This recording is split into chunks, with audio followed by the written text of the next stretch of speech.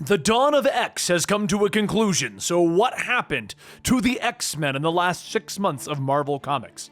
This is the Comicstorian channel where I take some of your favorite trade paperbacks and single issues and I break them down into digestible bites to help you understand. Then I read them dramatically back to you. All alterations to the panels, text, and images are to prevent copyright problems, and all art is owned by its respective companies. Welcome to our full story series, where I grab all of the related videos on our channel and turn them into one massive experience for you right here at the channel. Today we're going to be catching you up on the Dawn of X, and we covered most of it. We did the original Dawn of X run in a recap style video, which we'll be opening up this video with. Then we covered issues 1 through 3. They established a bit more of the world building for issues 4 through 15, but we didn't come back to the coverage until the 10 of Swords, and you'll get all of the 10 of Swords in today's video. Following that, we did 16 all the way to 21, which was the conclusion to X-Men. And we'll talk more about that at the end of the video, but here you go, the Dawn of X as it was covered here on Comicstorian.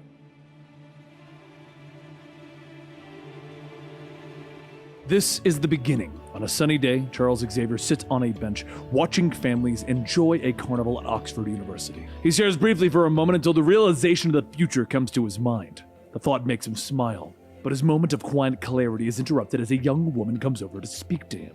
She introduces herself as Moira and asks what made him smile just now. When he tells her that he dreamt of a better world, Moira explains that it wasn't a dream. She offers to have Charles read her mind so that he can see all that she has seen. In her first life, Moira was a teacher. She had a husband and child and lived a long and happy life, but she had no place in the larger world of mutants and heroes, and she died quietly at the age of 74. Yet once she died, Moira's second life began. She awoke once more in her mother's womb, fully aware of the life that she had just lived. Once born, she became aware that she was a mutant, with the power of reincarnation that is closer to resurrection. With all the education and knowledge from her past life, Moira was seen as a genius. And eventually, she sees Charles Xavier and his X-Men reveal to the world that they are mutants. She decides to travel to America to meet this Charles, but her flight crashes into the ocean and that ends her second life. In her third life, Moira decides to meet Charles while they are both students at Oxford. Yet she finds the young mutant arrogant.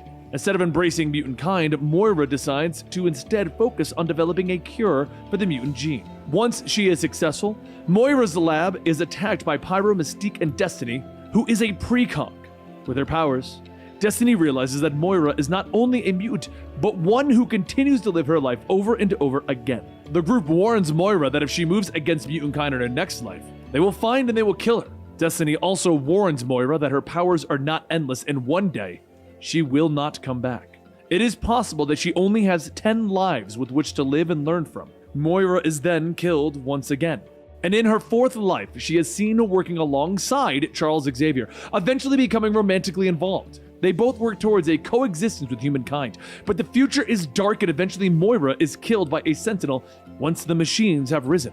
Her fifth life sees Charles and Moira try to create a safe haven away from mutant kind, yet once again, the machines rise and Moira is killed. She watches as time passes and humanity gives way to the post-humans, beings who engineer their own DNA and augment themselves with technology. Mutants are now outnumbered by these superior beings and they're kept in preserves. A being known as the Librarian eventually reaches out to Phalanx, hoping that humanity will be accepted and assimilated into the higher civilization. Wolverine and Moira watch the end of the world looming over them. Knowing the future, Wolverine manages to kill the Librarian and turns to Moira. She knows that she must go back and ensure that this dark future never comes to be. She briefly feels a sharp pain of adamantium claws piercing her chest, and this was her sixth life. In her seventh life, Moira trains her body and her mind, forging herself into a living weapon. The plan is simple: end the lives of all of those that would bring about the rise of the Sentinels in the dark future that the machines have always led to. The entire Trask family was killed. Yet it seems that the future is almost always set and the Sentinels will rise anyway. For humanity fears mutant kind and artificial intelligence will always rise.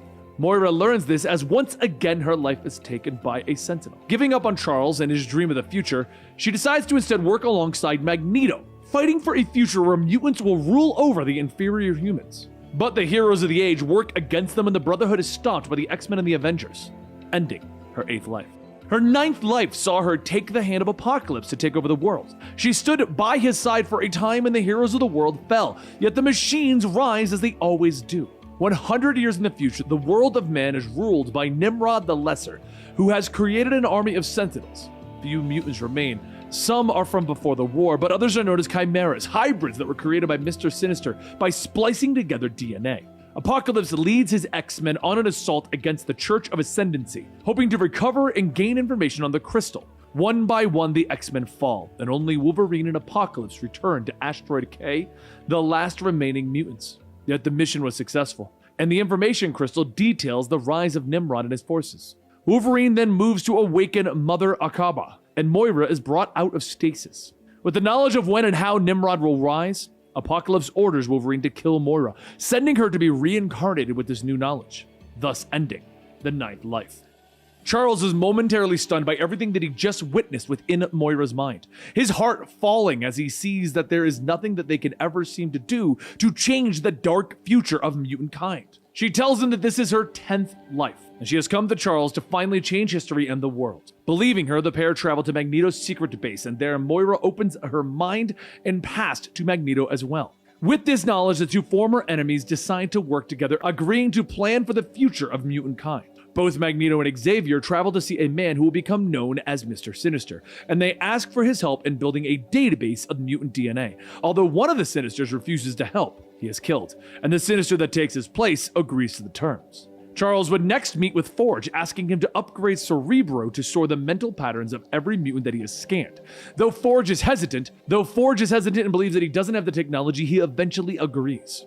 And so, years pass, with Xavier, Magneto, and Moira beginning their plans for the future. And eventually, Charles arrives on the island of Krakoa with Cypher, a mutant who has the ability to understand any form of language. He is left on the island to develop an understanding with it and allow the rest of the mutants to communicate with it. And with this, the island sets up several systems to allow mutant kind to live within it. Next, Charles and Magneto approach Emma Frost, hoping that the Hellfire Club will aid them in their plans. Charles also offers her a position within the council to decide the laws of the nation of mutants.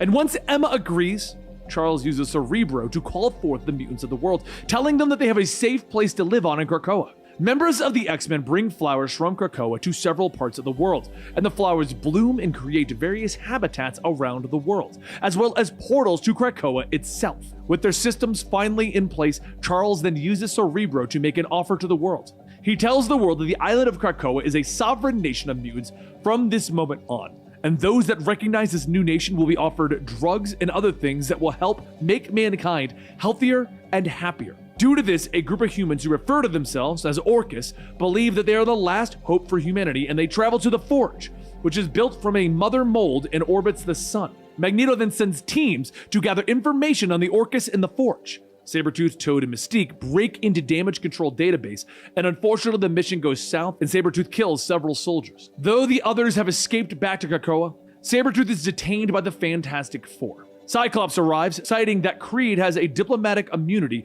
and wishes to take him back to Krakoa, but the Fantastic Four refuse, and for a brief moment, it looks like there may be a fight between Cyclops and the Fantastic Four, but Cyclops decides against it, allowing the team to take the villain. Eventually, Sabretooth is pardoned for his crimes and brought back to Krakoa, and with Krakoa in its infancy, Magneto and Charles call Cyclops to them, sharing their fears that the Mother Mold will bring about the Sentinels. Cyclops agrees and puts together a strike team to assault the Forge. The X-Men arrive at the Forge, assaulting the base. However, the ship that they used to get there and would have used to return is destroyed by a suicide bomber in the assault. So the X-Men move through the base, falling one by one as they attempt to destroy the control collars that hold the base in orbit. Wolverine and Nightcrawler give their lives to destroy the last collar, completing the mission. And in the final moments, Cyclops is executed, and Jean floats through space in an escape pod, suddenly attacked by Sentinels. However, back on Krakoa, it's revealed that a group of mutants known as the Five are able to resurrect dead mutants, and the X-Men are reborn within Krakoa. And Storm announces to the gathered crowd that the Five allow them to defeat death. And at the same time, Krakoa is recognized by the UN as a sovereign nation. A few days later, the other members of the council arrive on Krakoa, and while they are mostly former villains of the X-Men, they will now be allowed to take part in planning the future. The Quiet Council comes together, deciding for the first time the laws of Krakoa, and the first of the three laws are as follows. Mutants must create other mutants. Mutants shall not murder humans, and the land of Krakoa must be respected. With this done, they pass judgment on Sabretooth, finding him guilty and sentencing him to exile within Krakoa. With this done and the resurrection of the X-Men, the mutants of Krakoa celebrate the birth of their new nation with a large gathering. Fireworks are lit, drinks and food are passed out, and during the night, Magneto and Charles visit Moira in her no space. After hearing the use of the Quiet Council, Moira expresses her distrust of Emma. She also discovers that Emma wishes to have Destiny resurrected. She believes that this is a bad idea, since she feels that the precog will ruin everything if she sees some of the potential dark futures. But Magneto and Charles both assure her that this time, the future of mutant kind will be different.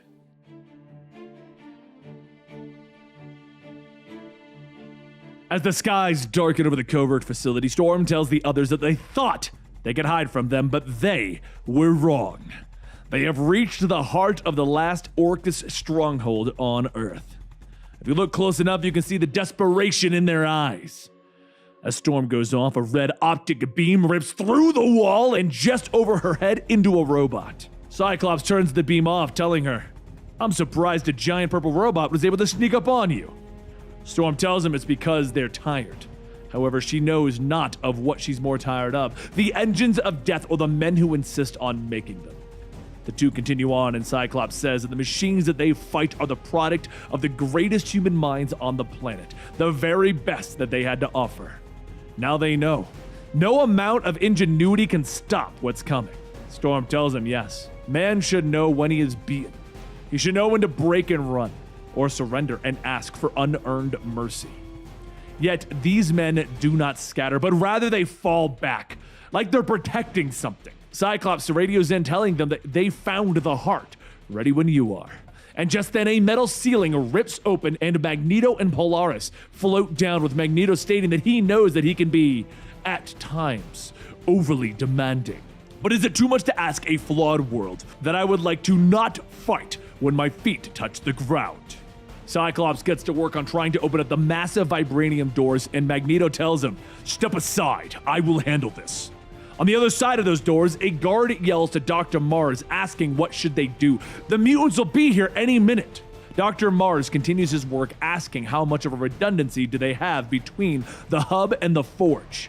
Another guard says that they have an 80% overlap, and if they fall, their brothers and sisters will retain a vast majority of the Orcus knowledge base. Shall they begin purging the mainframes, or should they destroy the data core? Dr. Mars examines a syringe as he injects himself, stating that they will not lose any information that they have gained here. Better they make the ultimate sacrifice than surrender 1 inch to the mutants. Evolution is an unyielding, unapologetic master. The truth is, they are too civilized to deal with these vandals. These monsters can have my science when they pry it out of my cold, dead fingers. Elsewhere, Cyclops, Polaris, and Storm walk up to a set of stasis tubes, and Storm quietly says that there are dozens of them. How little they must think of themselves to treat others this way. As Storm readies the gateway home, Polaris opens up one of the tubes, and a woman with negative black skin and white hair falls to the ground, gasping for air but not saying a word. She looks around and then points at Storm, telling her that she is not here. They do not see here. Storm asks, "What are you talking about?" "We can see here now." Polaris pulls out a small device and scans the girl, stating that the tachyon bleed suggests a massive temporal development, so technically post-human. The girl then says that she emerged before she was fully ready, a child born out of time. She had to. There are wild gods loose on this world. Magneto walks up, telling her, "The only gods on this planet stand before you." But as Magneto gets closer, the girl projects an energy field around herself, vanishing, telling them all that she has to go. Polaris says that it would seem that the girl translocated. Should they follow her? And Magneto tells her, yes, she shouldn't have gotten far. Cyclops then stops him, telling him, no, she is not our priority. If the Council wants to make it one, then we can deal with it later. But for now, we have important things to do. We have to get these children home. Later, on Krakoa, the home of the mutants, the people of the island give Magneto and his team a roaring welcome home. And while the team surrounds him, Polaris tells Cyclops that it's like he's a young man again. It's actually a little embarrassing. And Cyclops says yes. However, Magneto waited a long time for this. They all have. Meanwhile, at the Orcis Forge, in a satellite orbiting the sun, Dr. Devo says that this was the greatest creation of the last gasp of the last generation. A doomsday weapon composed of human minds, the greatest ever. Free from the warring ideologies of the paralyzed civilian world, they are scientists from S.H.I.E.L.D., AIM, Armor, and Alpha Flight. The robotic woman Karima adds that they also have a small army of hammer parasites and six infernal genetics from Hydra. Devo looks forward to the sun, telling her, yes, there are lesser evils that we tolerate for the greater good, because we do what we must to survive. For our enemy is the future, and this is what comes from forgetting that. Mutants. Over at the Summer household, Cyclops stares out of his window into space, with Corsair telling him that Jean sent him. Dinner is almost ready. He didn't think about it at first, but they just hung out under the stars, happy to soak it all in. But the more that he thought about it, he really wanted a place with a view. Corsair looks up at the Earth from the house on the moon, telling him that he could tell. A few moments later, everyone gathers around the table and they begin to eat, with Jean stating that before they do, they need to give Corsair his present. Cyclops says, right, Havoc, bring Dad his gift. Havoc walks out with a small flower, and Corsair says that it's a plant. A flower, what am I supposed to do with it? Cyclops tells him that it's a Krakoan gate, linked with one that they have here at the house. All he needs to do is plant that in the Starjammer's greenhouse, and no matter where in the universe, he'll always be a short walk away. Corsair begins to laugh, telling him that if that's the case, he loves it. Cyclops smiles, telling everyone that it's been a good day. The first of many, so let's eat. But later, back at the Orcis Forge, Dr. Gregor looks up from her work, stating that she heard that he had arrived. Always a soft bed for the man behind the curtain. Devo walks in, stating that it sounds like she's angry at him, and Gregor asks, should I be angry? At you? At us? Devo goes on, stating that they had a funeral for those that they lost, as well as for her husband. She should have been there. Gregor pauses, telling him that there wasn't enough left to bury, and even if there was, it would have just been a shell, nothing more. He currently lives inside of her heart and in her work. Devo says that her husband was the best military mind, a great strategist, a tower of a man. Memories are fine, legacy is better, but in losing him, they've lost more than that. Gregor looks down at her machine and pulls out a small red crystal, asking, do you want to know a secret? I know how to bring him back. With everything happening at Krakoa, Cyclops learns of disturbing news that could very well affect every mutant on the island. He tells his children, Cable and Prestige, that with everything going on around them, a second island appeared about 100 miles off the coast of their sentient mutant island. No one knows why, but Krakoa is making itself aim straight for this other island. What's more, there are reports of hostile creatures and giant beasts roaming the island. So he figured, since he was heading out for a recon mission, that they would like to help their old man out and beat up some monsters. So as the three of them fly out, Cable double checks his pistol and rifle, stating that these are all standard issue stuff. Should he have brought anything else? When the second island comes into view, a giant volcanic crater with tendrils lashes out, and Cyclops asks, what do you think? Cable sighs, telling him that he should have brought a bigger gun. Once the jet lands, Prestige scans the land, stating that most of the things that she is seeing appear to have a low intelligence. However, there is something a little off.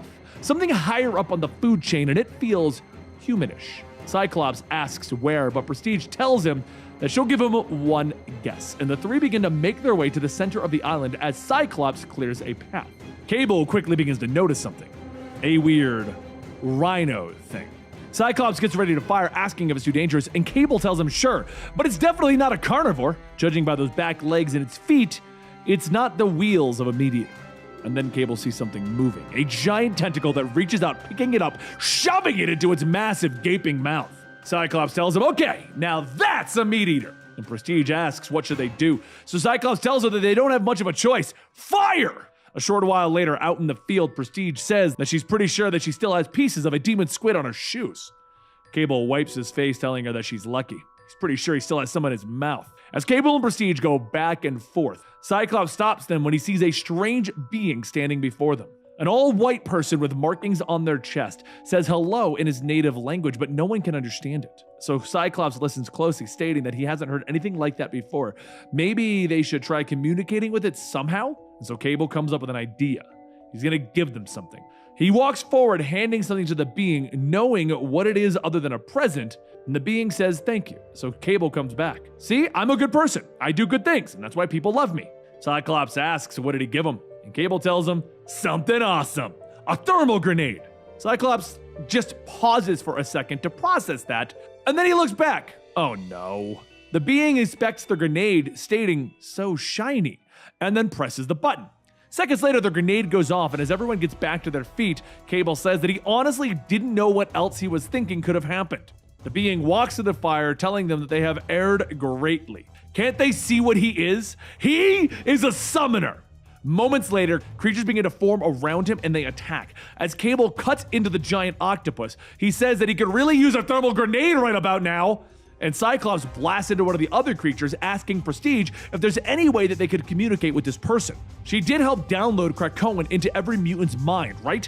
Maybe try that. So Prestige tells him that that's a good idea. She really should have thought of that before Cable gave him a thermal grenade. So moments pass as she uses her powers, and Cable asks if he can understand them now. The being tells them yes. Why would they try to destroy him? Cable hangs upside down, telling him that he wasn't trying to. It was a gift.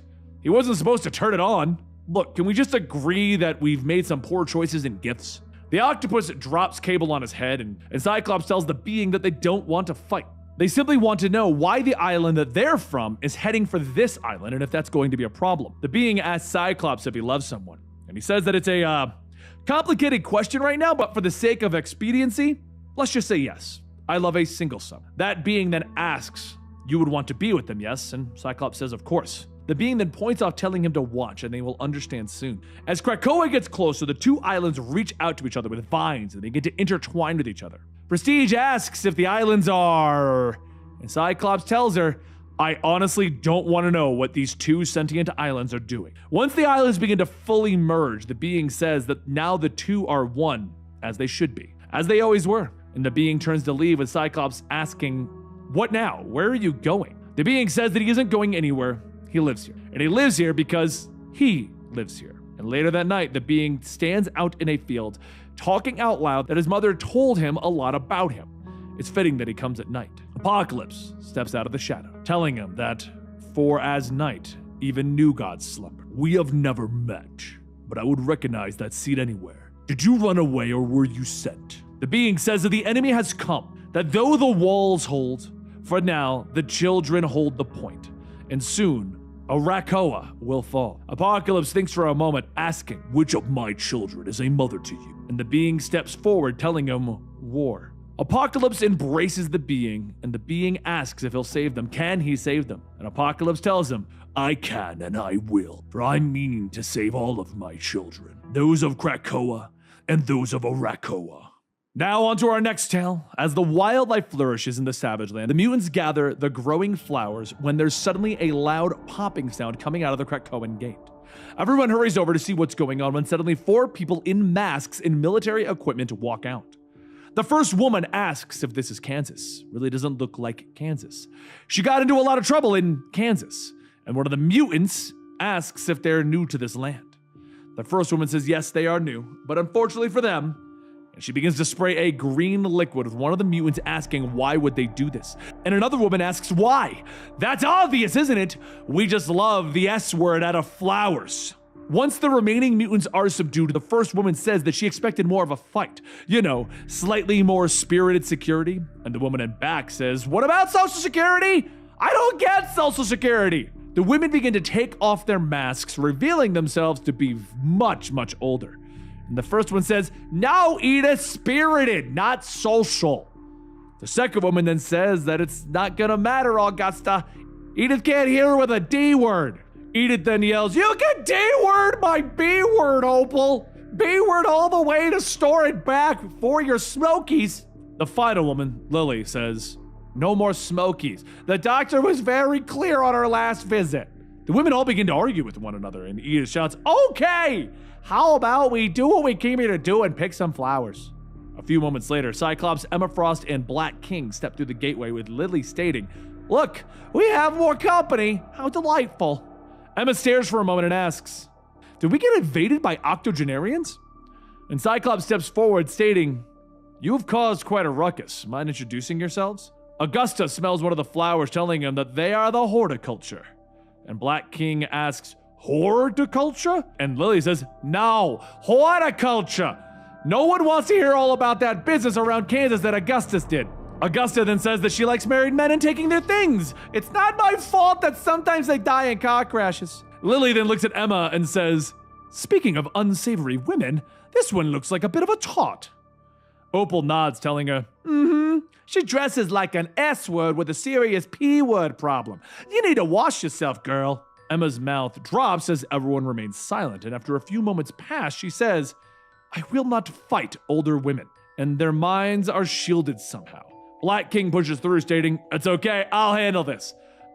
Ladies, I am Sebastian Shaw. I am the Black King of the Hellfire Trading Company, who happens to be the rights holder to the product that you are taking.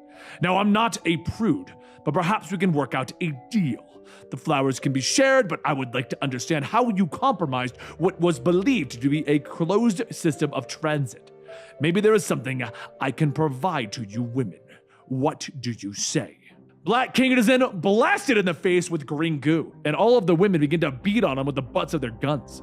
But as they kick the Black King, a red flash blows everyone away, and Cyclops says that he would appreciate it if they would step away from the aristocrat. We know that he can be an insufferable bore, but he's our insufferable bore. Cyclops focuses his optic blast on Edith's hover chair, and that's when Cyclops is struck from behind. He whips around, knocking Augusta and Opal over, asking, are you done yet? And Augusta rocks back and forth, holding her leg, stating, oh God, oh Lord, oh sweet Jesus. Cyclops sighs, walking over, asking her, is everything okay? She pulls out her pistol and goos Cyclops, and the women all begin to beat at him like they did Black King. But just then, Emma screams, enough! What is wrong with all of you? And after some persuading, Augusta sits down and explains that, well, mutants are screwing up our plans. Even though we are human horticulture, like you, have a problem with what mankind is doing to the planet. All of us are radical botanists, gardeners with the gift of the green thumb. We are committed to returning this world to its proper state. We have collectively spent over 200 years working on the best agrochemical and biotech companies. Do you have any idea what is going on inside of some of those places? It's offensive. They sold us on feeding the world, but what they were really doing was using our gifts to create seedless slave plants that could no longer reproduce. We replaced God's perfect cycle of death and rebirth with just death so that they could sell more product each year. So for the past 2 years, we have carefully sown the horticulture seed within theirs. And in 10 years, we will control all of the world's food supply. We will decide what grows and what does not, and we will decide who eats and who starves. On an Earth with 7 billion fewer people on it. At least, that's our plan. And then the mutants showed up with your living island. Good news is that good old human ingenuity is alive and well, and it didn't take long for us to hack it. Anytime that we'd like, we can interrupt the gate's normal functions and take control of your method of transit, which, no lie, is very good for us. We needed samples of these plants, and now we have it. And we will see what makes Krakoa tick, and we will convince it to support our good works, and find a way to bend it to our will. And if it can do neither, then we will find a way to pluck it like a weed. You can bet your A word on that. As the women leave, Emma returns to the quiet console, telling them that, okay, we have a bit of a problem with some elderly women.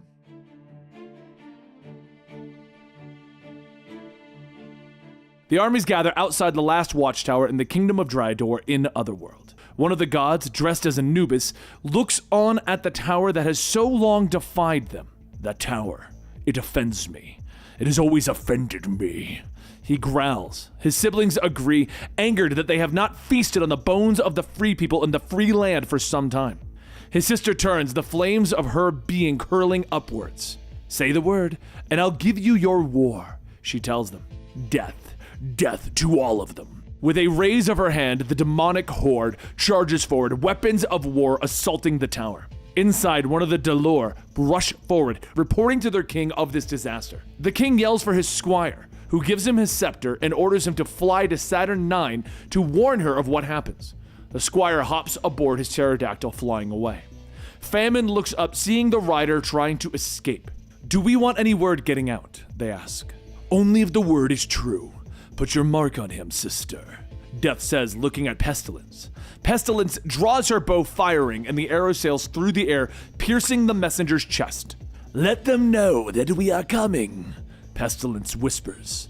Later in the Starlight Citadel, The attendants tell their queen to stay back as the messenger continues to curl up in a ball on the floor, his lips moving as he whispers warnings of the walls falling. They lean in trying to understand him when finally the messenger uses the last of his strength to scream his warning. "The tower has fallen! Arrakis has fallen!" He screams. Saturn IX turns to her attendants.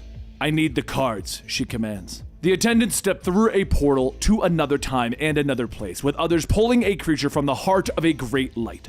The tentacled monster snarls at them, speaking in a language that has been lost to time. "Don't be like that. You shouldn't think of this as your end, but as a fulfillment of what you're supposed to be," the chief attendant tells the creature. She holds out her hand and the creature condenses down to fit in her palm. Saturn IX, the omniversal ruler, walks through the Starlight Citadel, and in the depths of her palace, the creature has been forged into an amulet. Saturn IX takes that amulet, turning to one of her attendants, and the young woman opens up a box revealing a stack of golden cards. "Let's see what the future holds, shall we?" Saturn IX whispers as she takes up both objects. She draws the first card, which is the card of judgment, the death of death and the new way forward. The card shows Apocalypse standing before a gate. The Four of Wands, a family that has been fighting for eons, has one final confrontation. The card depicts 4 horsemen fighting hordes of monsters. The Hanged Man, Apocalypse leading a group of mutants through a gate. The 8 of Clubs, a queen with 2 faces. The 10 of Swords, Apocalypse standing surrounded by swordsmen. Meanwhile, 3 mutants stand guard at the external gate on Arrakis Point. A noise sounds telling them that something is coming through, and the gems shatter as a massive tentacle creature comes through. The being known as the Summoner on its back. "Help me, please!" he yells, cradling Banshee. They quickly bring him to the healing chambers, where the healer orders them to be careful. His life force is flickering, he warns, and Apocalypse quickly appears, questioning his grandson. "We were ambushed on the Otherworld, on the way to Arrakis. There was an army on the march, grandfather. There is a war underway," Summoner warns. Apocalypse nods. "Come with me." In a short time, the pair stand before the Quiet Council as Apocalypse informs them of the recent events. At first, Magneto questions why Apocalypse would create the external gate in the first place, but the ancient mutant merely looks at Krakoa. Krakoa acknowledges and accepts the gift of the external gate. Cypher translates once the living island rumbles in response. Apocalypse continues explaining the history of the land of Okara, Krakoa, and Arrakis. He tells them of Summoner's return, of him sending his grandson back through the gate. Summoner steps forward explaining how he, Banshee, and Eunice stepped through that gate. The gate opens up in the middle of Otherworld. We looked up and we were blinded by the majesty of the Starlight Citadel in the sky, and we did not see what waited on the horizon. It was the Dark Army that had broke Arrakis. Serving the Twilight Sword, they hate the living and they love annihilation, Summoner explains, describing the trio's fight against the demonic hordes. Eunice was captured, Banshee was wounded, and I fled with him and returned here. I bring the fall of Arrakis. My message is of an unavoidable end of this world. Wonderful, Emma Frost whispers. The council begins to argue, and Shaw orders Apocalypse to shut the gate and lock out the armies, but the others argue against leaving Eunice and the Starlight Citadel to their fates. Jean stands, stating that she'll get Scott and the others to lead a rescue mission. "No, I will go." Apocalypse rumbles, and Mr. Sinister smiles. "Perfect. You walk through, and then we shut the door behind you. I have to say, after a mundane start, this meeting is really beginning to pick up." They continue to discuss the purpose of the external gate, and Apocalypse informs them that it is not merely mutants who can use it. "Then we should destroy it. Now," Emma states, and the council agrees, taking a vote on the matter, but though the vote passes, Cypher interjects and informs them that Krakoa orders that the gate remain open. Apocalypse is not shocked, and he knows that he and the island want the same thing, but it is Magneto that leans forward, telling him that whatever he is planning on doing, he does so without the aid of the council. "Of course, I will ask for volunteers," Apocalypse nods. A short time later, the group gathers at the external gate. Havoc, Lorna, Archangel, Beast, Siren, Richter, Monet, Summoner, and Apocalypse. They've all gathered, and they volunteered for their own reasons. And with that, they step through the portal to Arrakis to save the day, to prevent a war with the demons. Though in the healing gardens, Rachel is watching over the injured Banshee. She hears a voice and looks up to see young Cable entering the chamber. "I know that look. Looks like trouble," He smiles at her, and Rachel looks back at Banshee. She and Nate can both hear it. His mind is screaming, and they both put their hands on the man's temple, ready to dive into his mind. The group, meanwhile, is stepping through the gate, shocked to see the massive horde of demons attacking the lower reaches of the Starlight Citadel. "Look there!" Beast cries, seeing Eurus being captured and tortured. A demonic warden stands guard, and the monster looks at Apocalypse and points. "My God!" the ancient mutant whispers, and looking in the distance, he sees the 4 horsemen riding over their armies. "Who are they?" Archangel asks him. "My light, my fire, something lost I dared not believe to find. My sons, my daughters, they are my children," Apocalypse tells them, as he begins to stride towards the army. Meanwhile, back at the Healing Gardens, Rachel and Nate are looking through the memories that are passing through Banshee's mind. How this all began, when Banshee, Eurus, and Summoner all went through the gate. The trio step through the external gate, finding themselves in Otherworld, where they're greeted by the massive army of demons. Summoner steps forward, walking towards their herald. But in our current time period, in Otherworld, Apocalypse strides towards his family. He kneels down, not able to believe that they are still alive. "Father, please stand," Death tells him. Apocalypse stands, gathered around his sons and daughters. "Tell me of Arakis. If it fell, by what miracle have you returned to me?"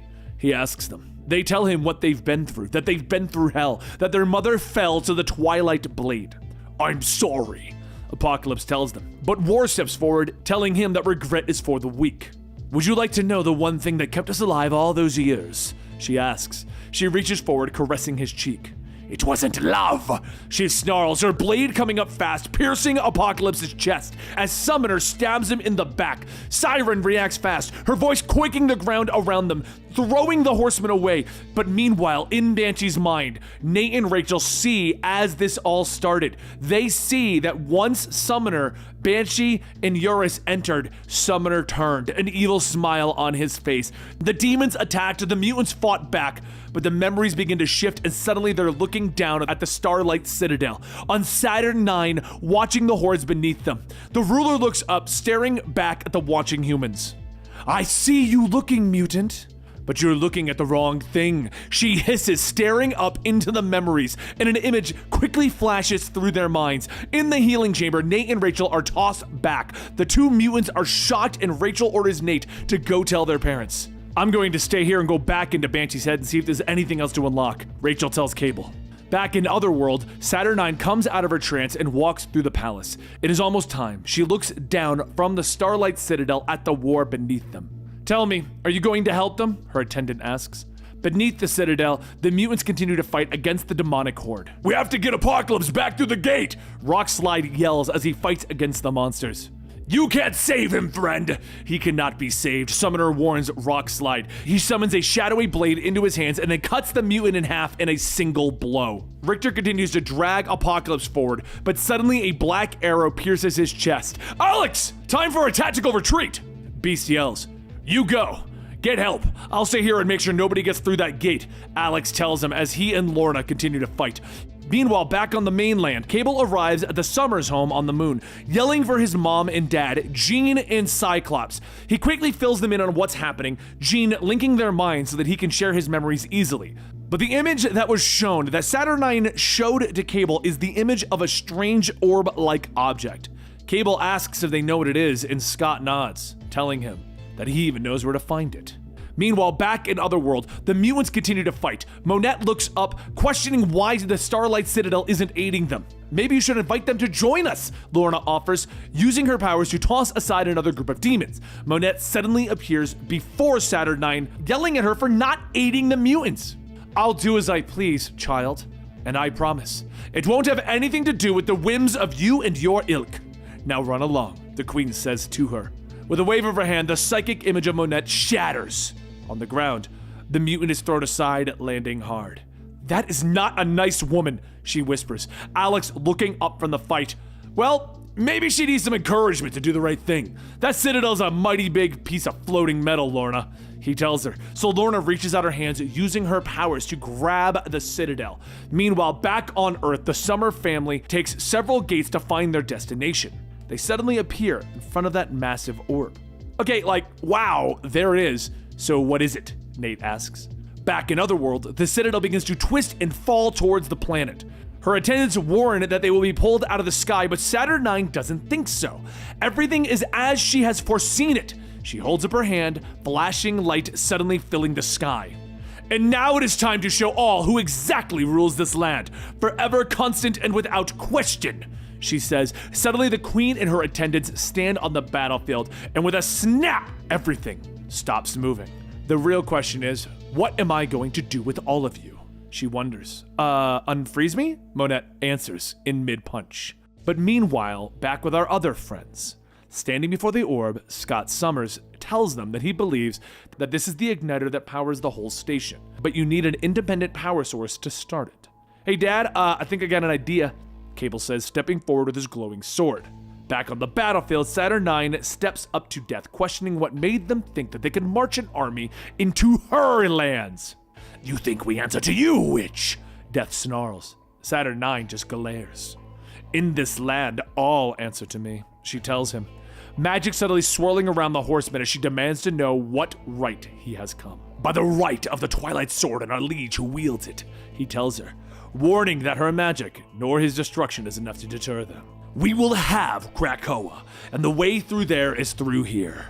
If we have to break 1,000,000 bodies against the walls of your citadel, we will. You have my word. The queen leans forward, demanding to know if Death is willing to fight in a manner of their choosing. We will meet you in any arena of your choosing. He snarls at her. The queen smiles, standing back up. In 3 days' time, I will summon your champions of Arakis to duel with the champions of Otherworld. Death bows before her, telling her that it won't matter who she sends. The attendant steps forward, questioning who their champion will be. Who will fight for Starlight Citadel? Who will fight and die to stop the Arakis horde from traveling from here to Krakoa? The queen smiles, turning back to the mutants. Now, child, speak. Screw you, Monette snaps. Yeah, we'll fight, Alex nods. The queen holds up her hands and the magic swirls again. Lorna and Pestilence begin to recite the 10 swords that will do their battle. And meanwhile, back in deep space, Nate places his sword into the orb. Back on the battlefield, Saturn IX declares that they have 3 days, and in space, the Sword Orbital Space Station activates. Siren pulls Richter through the gate, trying to get him to the Healing Gardens. But the man falls, diseased tumors growing on his body. Siren takes a deep breath, screaming for help that echoes across the island. Archangel and Beast try to tend to Apocalypse, who is also injured, but the ancient mutant has a massive hole in his chest. There is little that they can do. Where's Richter? Apocalypse questions, tumors appearing on his face, and he turns his head, seeing the dying mutant close at hand. Richter, can you hear me? Fight this poison, damn you, I'm you in fights! He snarls at the young man. Suddenly, the other mutants arrive, working to get the 2 wounded to the healing chambers. Before they can leave, though, the others come back through the portal, bringing with them the remains of Rockslide. Dead, Lorna whispers, when Dr. Ray questions his status. In Otherworld, Saturn IX watches Lorna, who is acting Oracle for Krakoa, and the Queen wonders whether she figured anything out. She steps up to the external gate, holding a ball of magic in her hand. In the meantime, let us ensure that there will be no further trespassers into Otherworld, she says, throwing the magical orb at the gate, sealing it off with gems. The mutants scatter as the gems explode out of the gate on the Krakoa side. On Krakoa, the island begins to rumble in its anger that it has now been sealed off from its sister island, Arakis. Later, Rachel is diving through Lorna's mind, but Saturn IX is suddenly there, throwing her out. I told you no getting past that witch! You just triggered the same psychic trap that I tried to get past over and over, Monette tells her. But Rachel reminds the woman that they need to figure out these swords and who's going to wield them. But Lorna sits up, knowing that she can't figure out a mystical prophecy on her own. Elsewhere in the Healing Gardens, Richter is clinging to life. Dying sucks, he gasps. Apocalypse looks up from his own table, ordering the healer to help the boy. No, scared. Richter gasps again. Apocalypse looks up at the healer, realizing that he is allowing the boy to die so that he can be resurrected. Then you will join him, Apocalypse growls, reaching out with his mind. Healer begins to gasp for air as his body becomes rigid, but suddenly, Apocalypse goes rigid as his mind is assaulted. Get out of my head, telepath, he bellows. But a voice tells him that she had to stop him from killing Healer. Images of his children stabbing him flash through his mind, but Apocalypse forces her out of his head, sitting up in his bed, and the Arbor Magna hatchery Xavier steps away from his duties, sensing that Lorna is troubled. She steps forward, asking them what the protocols for the casualties of war are. The others begin to question why she would ask that until Xavier dives into her mind.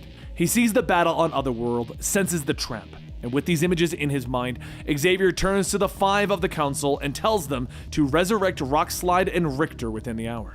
We simply must adapt in times of war. He tells them when they question this speed. Within the hour, the 2 mutants crawl out of their eggs, proving that they can still be revived from the dead, and death means nothing to mutants. Xavier steps forward, placing his hand on Richter's head and parting his memories back into him. But the man is still confused, and Xavier explains that Hope will use Polaris' memories of his death to fill in the blanks since his last Cerebro update. However, next he steps up to Rockslide. But when Xavier places the mutant's memories back into his mind, there's a feedback in Cerebro. He screams, falling to the floor, and the 5 also drop to the floor, hit by a psychic feedback. Elsewhere, the other Cerebro crackle with feedback. Polaris rushes over, grabbing the crumbling Rockslide.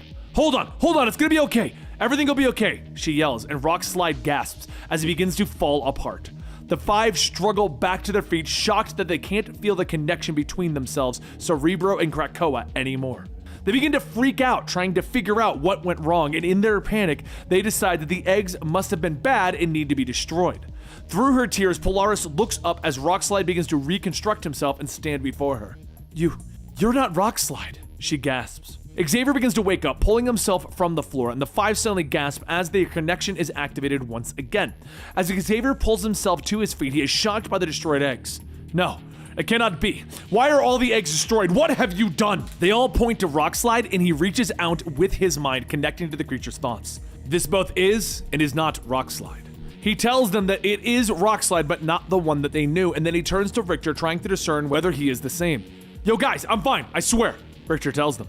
But Xavier suddenly stops the arguments, informing the group that is in fact Richter. Hope is the one who finally steps up, figuring out what happened to Rockslide. Later, she stands before the council, explaining that because Rockslide died in Otherworld, his Cerebro backups were corrupted. So who is this? Mystique asks, motioning towards the new Rockslide. This is a roll of the dice.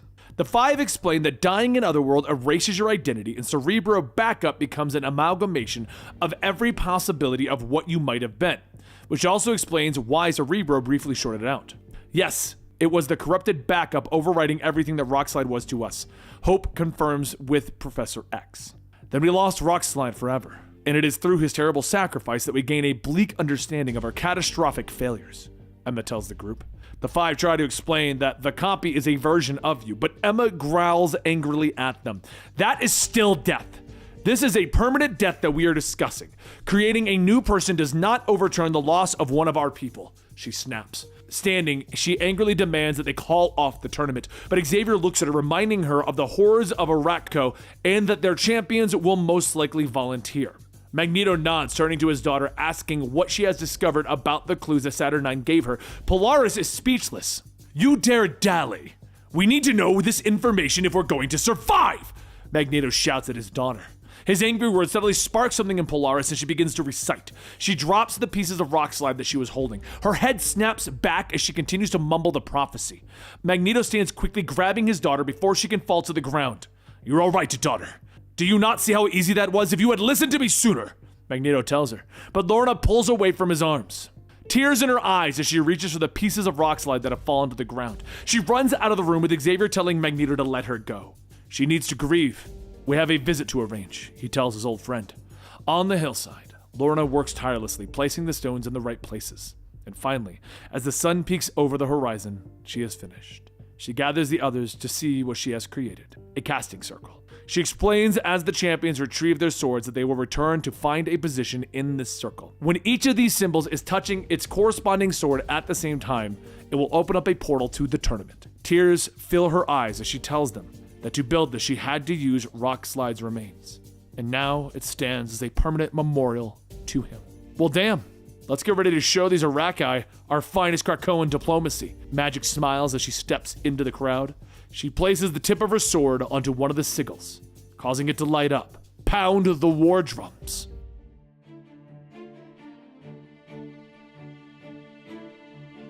The molten pits of hell bubble and they spit, fire leaping from the stones as adamantium claws break through the surface. Earlier, Logan stands before the massive tree-like entity known as the island of Krakoa. The physical manifestation of the island stares at him as Logan speaks. He knows that Krakoa wanted the external gate to Arakko left open. He knows that Krakoa wanted war. He puts on his mask. This place is supposed to be a fresh start for all of us. Yet here you are, dragging us back in time. Logan looks at Krakoa. This isn't the first fight that he went into blind. He isn't for losing. And he turns and he walks away. I'm gonna find the Muramasa blade. And I'm gonna make somebody bleed. And I'm gonna win. And I don't think I'm ever going to trust your green ass again. As Wolverine walks away, he thinks back on his past. He knows that part of Lorna's prophecy spoke of him and spoke of the Muramasa blade, the weapon that was once forged for him by the greatest swordsmith in Japan. In the quarry, he finds the Silver Samurai training.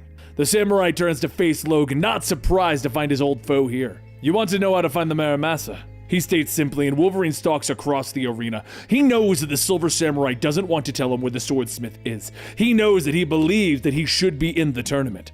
Logan suddenly launches himself through the air. So I guess I'm gonna have to earn your help by beating it out of you, he snarls, popping his claws. Katana meets claws as the two warriors duel. You have no respect or discipline. It should have been me that was chosen for the battle. The samurai snaps and Logan agrees as he flips over the warrior's back, driving his claws into his flesh. There's no reshuffling the deck. Tell me where it is. Meanwhile, on Arakko, Pestilence and War fly to one of the first towers to fall in the Second Great War. They dismount their monsters entering the Great Tower and they search for one man, one who has been locked away for 100 seasons. He will not be humbled, Pestilence tells his sister. Then we will humble him. War snaps. The pit is beyond mercy for him. He will not escape it lightly. The slayer of my husband does not deserve freedom, unless it finally brings forth the death that he deserves. War tells her brother, but she knows that they will not find a warrior within the pit. They will find somebody broken by time, thinned by starvation, and feeble by boredom. As they reach the edge of the pit, the prison for this man, they hear a clear voice calling up. Ah, dear friends! I assume you've come seeking a favor, Solemn calls out. He sits on a bed of pillows, surrounded by food and entertainment as he drinks from a chalice of wine. The two horsemen are shocked, knowing that the prisoner is the one who should be seeking favor, yet he smiles at them again. Many bring me gifts, so I am quite comfortable within my prison. I want for nothing. So what do you want, War? He asks, anger flaring up in War as she sees the man's comfort. You killed my husband! You robbed me of my love and my child of his father! She snaps. It is not my fault that he demanded to fight me, for his so-called honor, he tells them. Solemn admits that he is a tender-hearted poet, but he also reminds them that he is a killing machine. Do you remember what I told you, War, when you put me in this hole? I said that you would come back here one day and you would beg for my help. Arakko needs her champion, Solemn tells them. So I ask you again, are you here for a favor? Because it won't be easy to convince me to leave this cozy little vacation. He smiles. Pestilence looks down, telling him that Arakko is going to war with Krakoa. The Witch of the Otherworld has drawn her cards and has chosen her 10 swords. She named you, Solemn. Solemn smiles wide, raising his hands in cheer. Ah, excellent! I'll assume I will fight their greatest warrior then. Nothing less will do, he tells them. The horsemen look down at him, telling him that he'll need a sword, but he shakes his head, reaching beneath the pillows. He pulls free a dagger that War gave him a long time ago to kill himself with. But Pestilence shakes his head, telling Solemn that he needs the Muramasa blade. What's a Muramasa, and where do I find it? Solemn asks. We have no idea. How long do I have? He questions. 3 days. Pestilence tells him, War glaring at him, asking if he'll accept the challenge. Oh, I accept. Solemn tells them, raising his arms, and his shackles fall away. Leaping over their heads, he lands atop the stairs and he begins upwards. See you in the arena, he calls out to them. Meanwhile, Logan finds himself in Tokyo, fighting his way through gangsters and goons. He breaks down every door that needs breaking, and he finds his way to a monastery, searching for the legendary Muramasa. He asks for help from new and old friends alike, and eventually he finds himself in the mountains, shadows stalking his every move. He has learned that something dark has come to the Muramasa. He makes his way up the winding steps to the temple above, lightning crashing in the distance. Logan opens up the doors, weapons lining the walls of the dark chamber beyond, and on the floor in a dark ritual, and behind him, the hands and ninjas flood through the door. Later, in the bowels of a hell, Logan's skeleton pulls itself out of the lava pits of the dark realm as a cursed Muramasa stares at him. "Save me, Logan-san," the weaponsmith asks. In the mountain temple, Logan looks down at the weaponsmith in front of him, light swirling, and Logan knows that he is looking into a gateway to hell. The hand continues to creep behind him, and Logan turns, his claws popping with a schnick. The ninjas leap at him, and Logan is shocked to see them fill the room. The horde of ninja charge at Logan, who leaps into the fray with his claws slashing, blades piercing his skin as Logan draws blood from the hand, revealing that they are undead beneath their masks. "What have you got yourself caught up into, Muramasa?" Wolverine whispers as more of the ninjas pile onto him. He continues to fight, swords sticking out of his torso, until finally he reaches for the gateway to hell. Tumbling through, he falls downwards into the molten pits of lava below, his skin burning off as he pulls himself free, discovering a cursed Muramasa standing at the forge, demons reaching for Logan's skeleton as the swordsmith continues to craft a new blade, the heat of hell acting as his forge. "If I am to be a prisoner in this place, at least I can take comfort and pride knowing that there will never be a better blade in existence," Muramasa tells him as he brings his hammer down. "Now I am the greatest swordsmith in all the worlds," he continues. Later, Logan's body begins to pull itself back together as he lays in a cell within the bowels of hell. He has discovered the location of the swordsmith, and now he must find the sword and get out. Except he's made a new friend. "Well, I'm certainly glad we found each other, even if the accommodations are rather substandard," Solemn tells him, turning away from the bars, looking down at Logan's body. "I am so curious about you, especially your ability to regenerate. Are you unkillable then?" he asks, and even though Logan doesn't answer, Solemn sits by him. "How about this? While you do your thing, I'll keep us entertained by telling you how I got here." Solemn tells him of the story of how he set off from his prison seeking the Muramasa blade. He went to a place where riddles are answered, the Oracle of Arakis. He found the blind woman hunched in a cave, and she turns her head to him, telling him that the answer he seeks comes at a cost. Solemn nods, knowing that the Oracle has been trapped in this cave by her sister. Reaching into the bag that he carries, he pulls out a severed head. "Will her severed head suffice, or would you like me to fetch the rest of her?" he asks with a smile. The Oracle laughs, sticking out her tongue to reveal an eye that looks at Solemn. "Muramasa is dead, but there's still a way to find him," she tells the warrior, pointing at the dagger that War had given him, the black blade marked with the seal of hell. "Anyone bit by that blade will go straight to hell, and hell is where you will find Muramasa." The Oracle tells him, "I'm afraid my ego is far too massive to consider suicide, my dear," Solemn tells her, as he draws the black dagger. The Oracle gestures to the wall, telling him that the blade is a key that will open up the door to hell. So Solemn places the blade into the wall and turns it. As he begins to step through the glowing gate, the Oracle continues to speak. "There you will find a mutant made of metal. A mutant who will serve you as a guide to your Muramasa." And with his story finished, Solemn looks down at the almost completely healed Logan. "So here you are, and here I am. Now take me to my sword, little man." The warrior finishes as Logan sits up with a gasp. Staggering to his feet, popping his claws, he tells Solemn that he isn't the only one searching for the blade. "Wait, am I hearing you correctly? Will the unkillable champion of Krakoa face off against the unbeatable champion of Arakis? I love the idea, even if I dislike the terms of our engagement." Solemn tells him with a smile. Logan tries to cut through the bars to their cell, but Solemn explains that they were forged in Hellfire. Logan turns sharply, cutting against Solemn's chest, but the warrior just smiles, revealing that he doesn't even have a scratch. "Adamantium enforced. Think of it like a microfibrous version of chainmail. You can touch it all you like," he says with a smile, while Logan expresses his surprise. Solemn holds up the keys to their cell. "Shall we be on our way? Muramasa is waiting," he tells Logan, and the two men enter the cell, while Logan demands to know what game Solemn is playing at. "A deadly one, to be sure," the warrior whispers as he begins to sneak through the halls of hell. They find themselves back at Muramasa's anvil as Logan begins to track the old swordsmith. Continuing to sneak forward, they find themselves looking down at a demonic ceremony. A great demon sitting upon a throne as two of its followers stand before it. We are here to celebrate the union of my right and left hand and my right and right hand. The beast rumbles as he points, summoning Muramasa to bring forth the two swords. The procession of demons raise their own blades, and Muramasa walks among their ranks, his fiery swords clashing against their own steel. He kneels before the demonic ninjas, presenting them with his two finest swords. 2 swords? Guess we don't have to kill each other to decide who goes home with the steel. Logan notes, and he turns to find Solemn behind him with 2 of the demon ninjas. I would hate to show up to the wedding underdressed. It's bad form, the warrior smiles. The beast continues its speech, telling the ninjas to consummate their marriage with a clash of steel. So the ninjas all stab Muramasa in the chest, the blades drinking the soul of the swordsmith. Wait, I have something for the happy couple. Solemn shouts as he throws his dagger, the dagger plunging into a ninja's throat, killing him. Solemn then leaps forward, grabbing the Muramasa blade as it falls, leaping to attack the other ninja. You killed my husband and steal his sword? For this there will be hell to pay!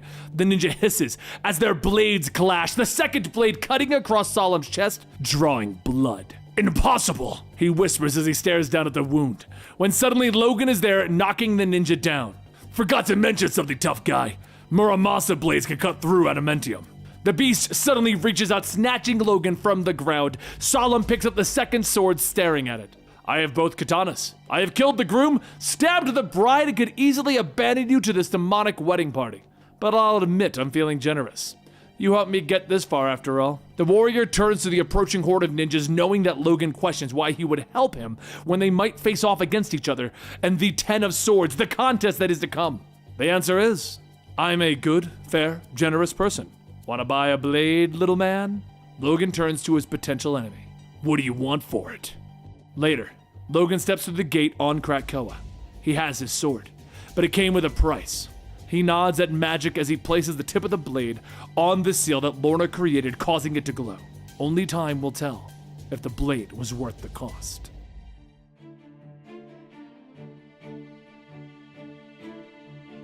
Storm stands ready. The gardens of Krakoa are around her as she thinks about Lorna's prophecy and what it means. Thought I'd find you here. You tend to surround yourself with green whenever you have something weighing on your mind. Kitty Pryde, dressed in her marauder's finest, tells her as she steps through the gate behind Storm. Kitty looks at Storm, questioning whether she understands the prophecy and knows where her sword is. Yes, I do. But I do not know if I am ready for what taking it will mean, Storm tells her. Kitty questions her further, asking what could taking that sword mean. The end, I think. Heartache and strife, at least. Storm sighs heavily, and Kitty nods, but then smiles, asking her friend to let her come along. Add her cutlass to her fight. But Aurora tells her that she must do this alone, and after stepping through the gate, she thinks back on the history that she knows. The history of Wakanda. They say it began with a blinding light, with the sky splitting open and striking a sacred mountain. The ancestors of Wakanda found a metal so pure that touching it in its raw form was to know the truth of the universe. The first king of Wakanda forging it into a mighty weapon that would speak with a boom of thunder. He called this sword the Skybreaker, and it was passed from king to king, protector to protector. Studying the metal allowed Wakanda to advance in science and technology, pushing Wakanda into the future, making it the country that it is today. And in the present day, Storm is ushered into the throne room, greeted by the Queen Mother and Shuri. She hugs her former mother-in-law, greeting her with a warm smile. Where is the king? She questions, but the Queen smiles, telling her that once again, Black Panther has been called away. Shuri steps forward, smiling. What brings you to Wakanda, Storm? Are you here as a sister or as a diplomat for Krakoa? Storm stands before them, quickly filling them in on the situation with Krakoa and Arakis. If Krakoa falls, then the world will fall, Storm tells them. The Queen nods, telling her that they will send warriors from Wakanda to aid the Krakoans, but Storm tells them that they can only have their champions with their own swords. Which brings her here today. Shuri exclaims that they will make her a sword with whatever specification she needs, but the Queen shakes her head, knowing that a contest of this type requires weapons with history, and offers Storm the strongest weapons within the Wakandan armory. Storm lowers her eyes, telling the Queen Mother that she requires the Skybreaker. But the Queen and the Princess look shocked as they lean forward. You know that's impossible, the Queen whispers, and the Queen and Princess explain that they would have rioting in the streets. The others would use this as an excuse to try and overthrow the government. and Storm pleads with them. But the Queen finally puts her hand up to silence her and explains that they will have to wait for T'Challa, who will return within the next few days. Until then, you will be our honored guest, of course, the Queen states. Storm bows, thanking her former mother-in-law. But Shuri looks at Aurora with suspicion. That night in her stately apartment, Storm reaches into the bag that she brought with her. She says that she knows what she has to do, and pulling out her black uniform, she quickly changes and leaps into the night sky, lightning flashing in the distance as she flies over the Wakandan capital. Memories of T'Challa showing her the temple of the heart of Wakanda flashed through her mind. She was queen, and he explained the history of the Skybreaker and the defenses that had been put in place to protect the ancient weapon, which had become a sacred symbol of their people. Lightning cracks from her hands, destroying the perimeter drones that guard the temple walls, overloading the generators, plunging the interior into darkness, allowing her to sneak on the priests that guard the interior corridors. One tries to stop her, swinging his staff as a weapon, but Storm dodges quickly, kicking the man hard in the face, leaving him unconscious on the floor. Inside Skybreaker's chamber itself, she uses a freezing storm to cover the laser sensor that acts as the last line of defense for the weapon, and she pauses, hoping that the screeching sirens and closing doors will not greet her as the lasers are deactivated. Silence fills the room, and floating upward, she holds up a replacement sword, hoping that it will give her the extra time to escape. But the laser shoots out, knocking the sword out of her hand. Hoping that my intuition was wrong, and I would not find you here, Shuri tells her, dressed in full battle armor. Storm floats down, meeting her former sister. Stand aside, Princess Shuri, she orders, but the princess shakes her head. You know I can't. If you take Skybreaker, it will cause strife among the people. Brother will fight brother, all because you could not wait for T'Challa, Shuri tells her, but Storm prepares to fight, knowing that she doesn't have time. You are my sister, Shuri. I'm sorry that it has come to this, Storm tells her.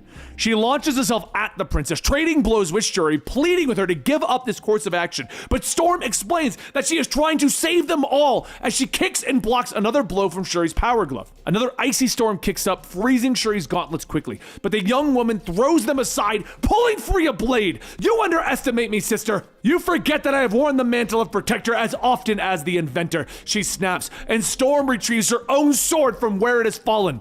I will ask one final time, Shuri. Stand down. Help me save us all. Storm commands as the blades clash, moving across the room, the steel ringing against steel. But with a flash, Shuri disarms Storm and points her sword at her.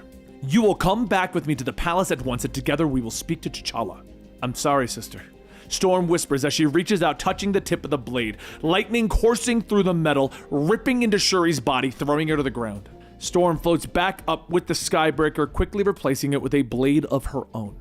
But the sensors are strong, and the building quickly locks down. She escapes through the corridors, blasting through the doors that block her path, robotic sentries attacking her next, and with anger filling Storm because she has finally had enough, she combines her own lightning with that of the Skybreaker, cutting the robots quickly. Once outside the temple, she moves towards the Krakoan gate quickly, but there, blocking her way, stands T'Challa with an assortment of gods. My mother said you came claiming to be in need of aid, and yet here you are, stealing from those who welcomed you, the king tells her as rain pours from the sky.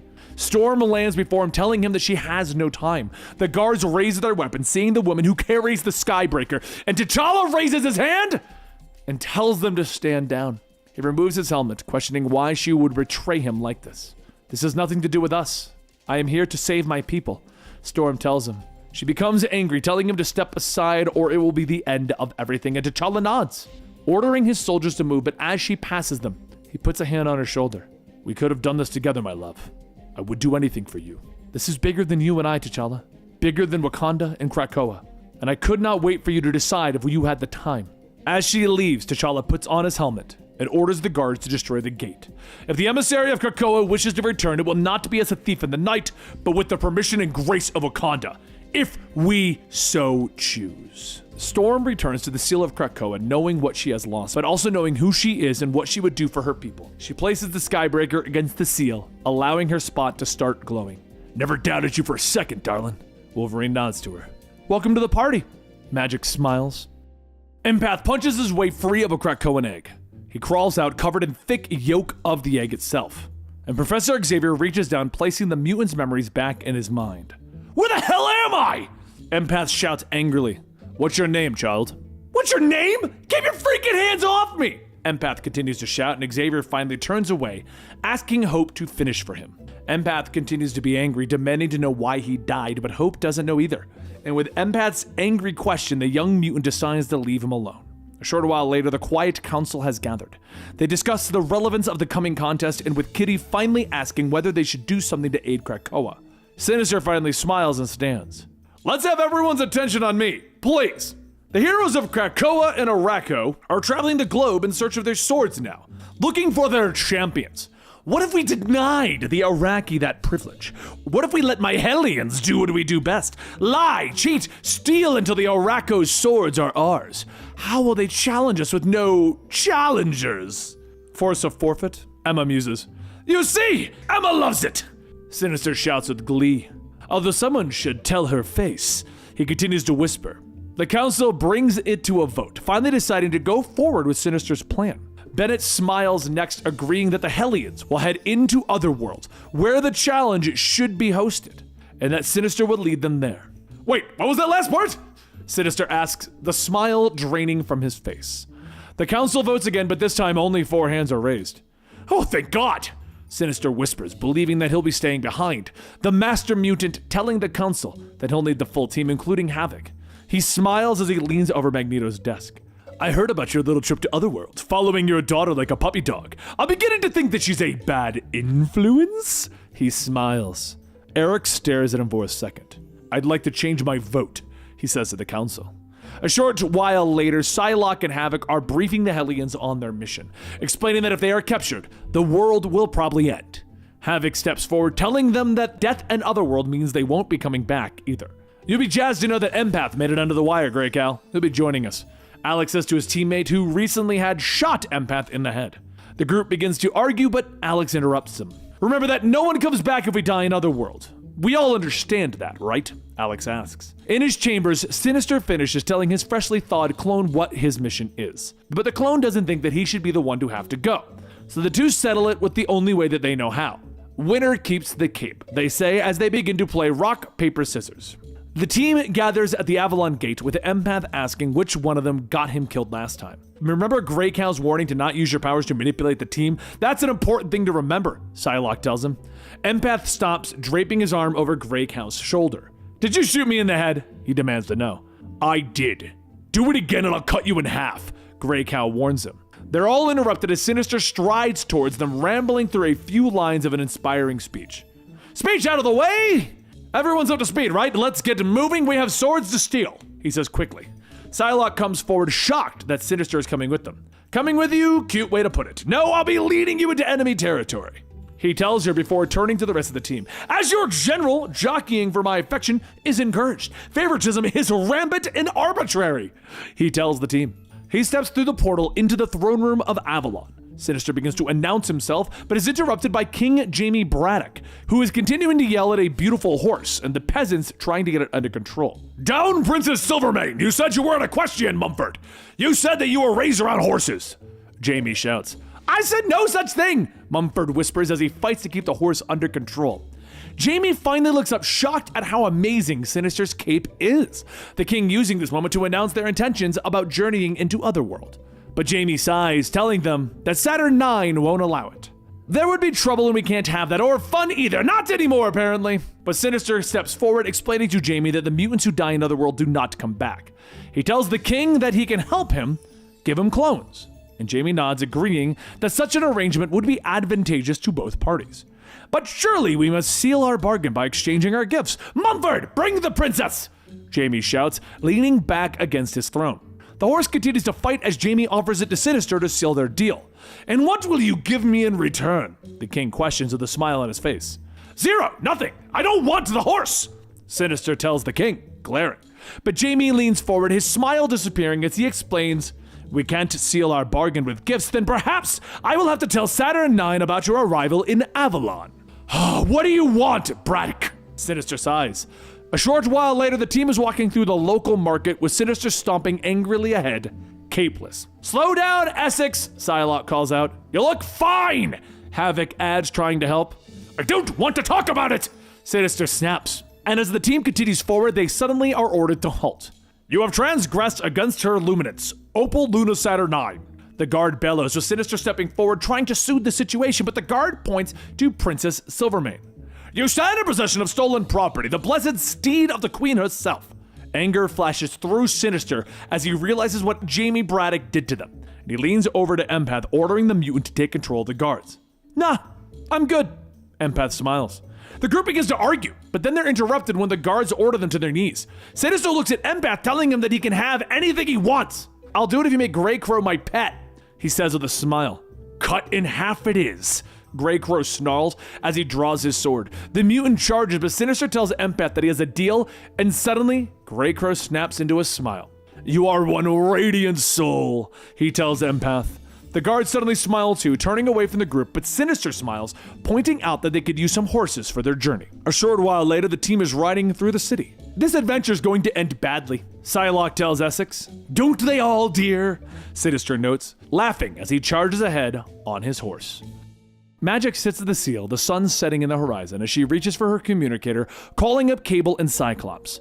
The two mutants appear before her as holograms. Kind of in the middle of something, Ileana. Can this wait? Cyclops asks her. She nods, but turns to Cable, telling him that they need him on Krakoa and he needs to bring his nifty little space sword. It's that bad? Cyclops asks, and the team leader nods, telling her that they'll be back as quick as they can. Maybe we'll make some plans, Magic asks. Never know. It could rain, Cyclops tells her. Understood. She nods, and with that she signs off. Elsewhere, Cypher looks up. I'm gonna die, he whispers, sitting across from Warlock with Krakoa behind him. He questions why he would be chosen to fight, the deeper meaning behind him and Warlock being in this tournament. When Warlock transforms into a sword, it wraps around his arm. Cypher then heads into the woods to train. But he's interrupted by Magic. First lesson, make sure you bring a sword to a sword fight, she tells him as they begin their training. They clash, with Cypher doing everything that he can to dodge her strikes, but he blocks another blow and receives a kick to the face. Ow! He groans from the ground. Magic stabs her sword into the earth next to his face and sits on his chest, reminding him that if he dies in Otherworld, he won't get to come back. Later, Sinister leaves the council chamber on his mission with the Hellions, while Cypher argues with Krakoa. Professor Xavier interrupts them, asking what that issue is, and Cypher climbs down, explaining to Xavier that Krakoa suggests that someone else takes Cypher's place in the tournament. He explains that Krakoa is worried that if Cypher dies, he'll have no voice to the mutants. But the rules have been set, and I was chosen, Cypher states stubbornly. I need to show everyone that I'm not just a translator. I want to go. I want to prove myself. Xavier smiles, telling him that he hopes none of the mutants will have to put their lives on the line. Let us hope that Sinister is successful in ending this before it starts, Xavier tells the young mutant. Later, Cypher's training continues and he blocks another of Magic's blows, smiling at her. But she swings, pushing him away. Don't smile at me. You're clumsy. Your stance is a disgrace. Your balance is worse. Have you not been practicing? She snaps at him. But he laughs, blocking another blow, only to be punched in the face. Suddenly, vines shoot out of the water, wrapping her up. Cypher, tell the island to let me go. It's not helping you by interfering. It will not be there to coddle you in battle, she snaps. Krakoa releases her and Magic decides that it is enough for the day. You know, I'm just trying to keep you alive, she tells the young mutant. She puts away her sword, turning her back on her friend. And when the fighting starts, stay close to me. I'll do what I can, she tells him as she stalks away into the woods. But Krakoa still worries that Cypher will die, that it will no longer have a voice, and Cypher finally stands before the great tree that represents the island. I know you're afraid for me. I know that I may not return, and I'm terrified. But you have to let me do this, he tells Krakoa. A short while later, Magic launches herself at Cypher. He dodges, slashing at her with an impressive strike. We might make a warrior out of you yet, she tells him as he avoids another of her blows. He explains that he can read her body language and know when her attacks are coming, and they clash again, and Cypher realizes. You're holding back. You're letting me win. Why? You've gotten better. I'm proud of you, she tells him. You think I have a chance? Cypher asks her, and Magic stares at him for a moment before asking if he wants the truth. If you raise that sword to fight someone in Otherworld, it'll be the last thing you ever do. But there's not a damn thing you can do to stop it, she tells him. So they step through the portal, and Cypher puts his blade against the seal as the others watch him. Scott, Jean, and Cable are walking through the corridors of the sword station that they activated at the end of our last episodes. Are you feeling anything? Scott asks. No, Cable answers. I was asking the telepath of the family. I'm a telepath, Cable huffs. You don't practice enough, Scott tells his son. And Jean finally asks them to be quiet, telling them that the background interference is stopping her from reading. So they split up, searching the station for a crew. As Scott and Cable move through the corridors, they discuss whether Scott should take his son's place in battle. about what kind of people would let their children fight wars for them. And finally, they come across a large door that is hastily wielded shut. Cutting through it with his optic blast, Nate steps in front of his father. "I'm already a warrior. And what the hell?" Cable hisses as he stares into the dark room. Both mutants stare up at the object as Scott calls to Jean. "Jean, we found something in Science Lab 14 you should see," he tells his wife. She lets him know that she'll be there shortly as she continues to move through the station, pushing a button on the wall, and the doors slide open to reveal a man. "Hello," she says simply, and the man has his back to her, looking out into the vastness of space. "You turned it back on, didn't you? You powered the station back on. Why would you do that?" the man asks. "Why wouldn't we? Where is everyone?" Jean asks him. The man begins to ramble, telling her of the noises that they heard, the screams. "Half the station was dead before we could regroup. Half of them are gone, like they never existed. They were the lucky ones. Death would have been better," he tells her as he turns, his eyes dark and shallow, staring at her sightless. "Who did this to you?" Jean whispers, but the man tells her that it wasn't a who, it was a what, that they weren't prepared for the enemy that wasn't bound by their laws of physics. She tries to reach into his mind to see what happened, but he pushes back, and it hits her hard. But in a flash, she sees all. "Now you know," the man tells her, reaching out for the lever release of the airlock. She screams, but the man is sucked out into the vastness of space. She rushes through the station, telling her husband and son not to open any doors, and she finds them in the lab staring at the glowing gate. "What's on the other side?" Cable questions, and they all look at it. "Faceless death, something called the Vescora," Jean tells them, and as if on cue, the door activates and 3 creatures come through. "Cleanse, dissect, learn," they chorus. All 3 mutants open fire with their powers and weapons, and the creatures fall, but more continue to come through, replacing those that have been lost. "We've got to kill the power of this station. You've got to remove the sword from the igniter," Jean tells her son. Cable nods, rushing out the door, and as he leaves, Jean projects her mind, wishing to see through the door. The darkness permeates on the other side, and the Vescora surge forward, coming from a dark station. She rocks back to her physical body, looking up at her husband. "Don't hold back, Scott," she whispers, as the Vescora begin to flood out into the chamber. "As you wish," he nods, opening fire with his optic beams. They continue to fire, both blasting away at the invading creatures, until finally Cable reaches the igniter and pulls his sword free. The station goes dark. "You guys okay?" he calls out in the darkness. "Yeah. Great job. Proud of you, son." Later, Cable steps through the gate, putting his sword on the seal, causing it to light up. As Cyclops and Jean come through the gate, Magic looks at them telepathically, and they discuss what they can do about this tournament. Scott tells Magic that they need to work on communication and transportation, and Jean tells Magic to look after their son. "Happy to," Magic smiles. Scott nods, putting his hand on his son's shoulder, telling him that if he needs them, just call. "Why are you smiling?" Cable asks. "Because we're going to be okay," Scott tells him.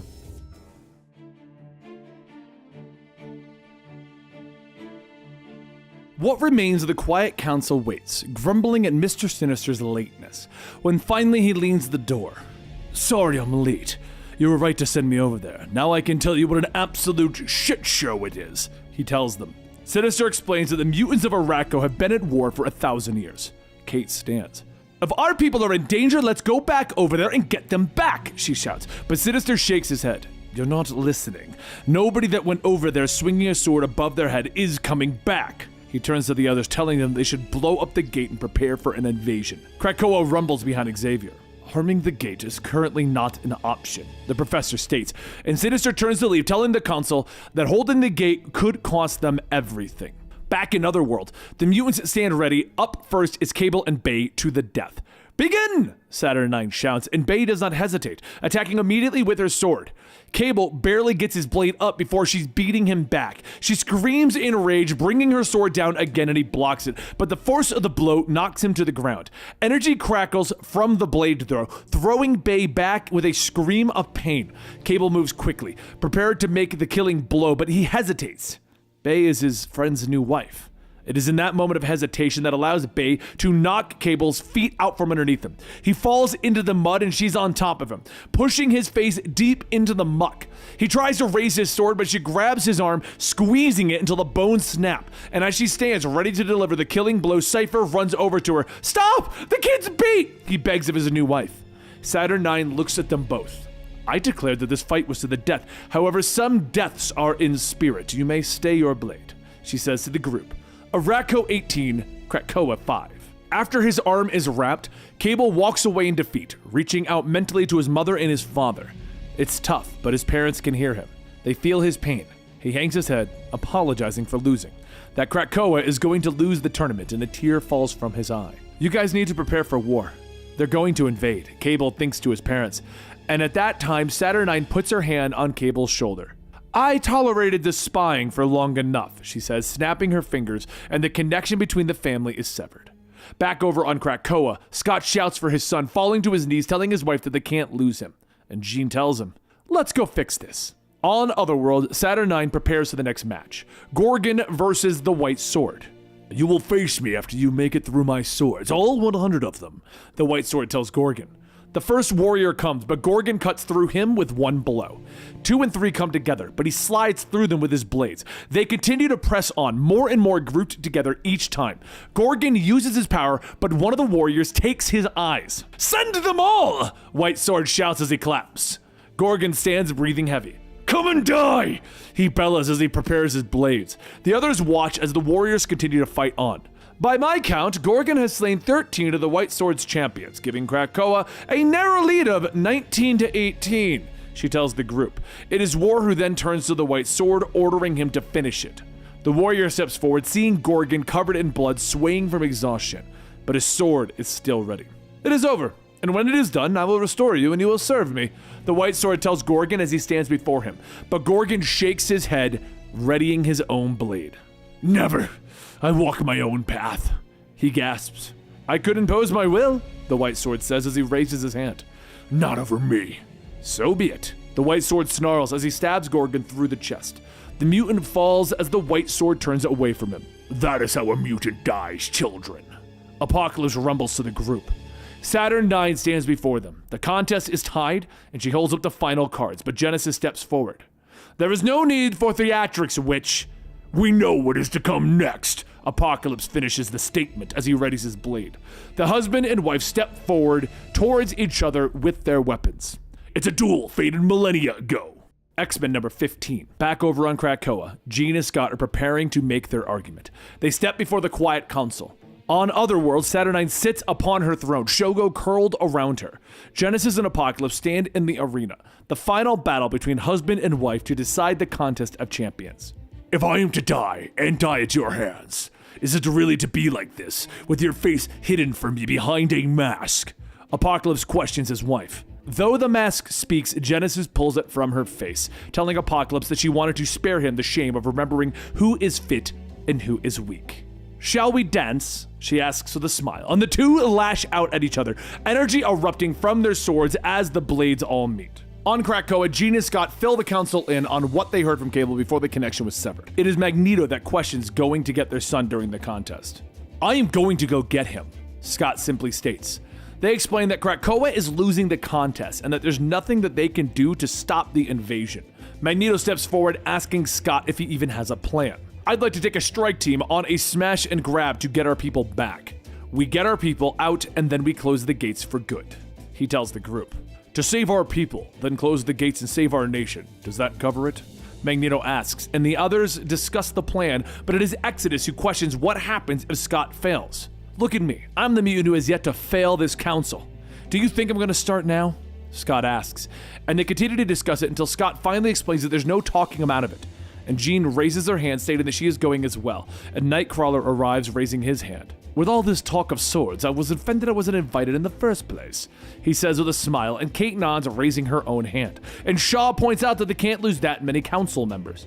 I demand that we vote on this, and that leaving means giving up your seat on the council, he says. The council votes in favor, but Jean is still going. She tells Kirk to stay, that he is the soul of the group. And Kate is pissed when it's pointed out that they're going through one of the gates. But it is pointed out that if they leave the gate open for Scott's strike force, they are leaving Krakoa open for invasion. So it's voted on again that they should close the gate behind them. Xavier apologizes to Scott, but tells him that he can't think of just a few mutants anymore. No matter how much they mean to me, he says, and Scott nods, but explains that he is still going because he knows the difference between right and wrong. That's how I was raised, he tells the professor with a smile.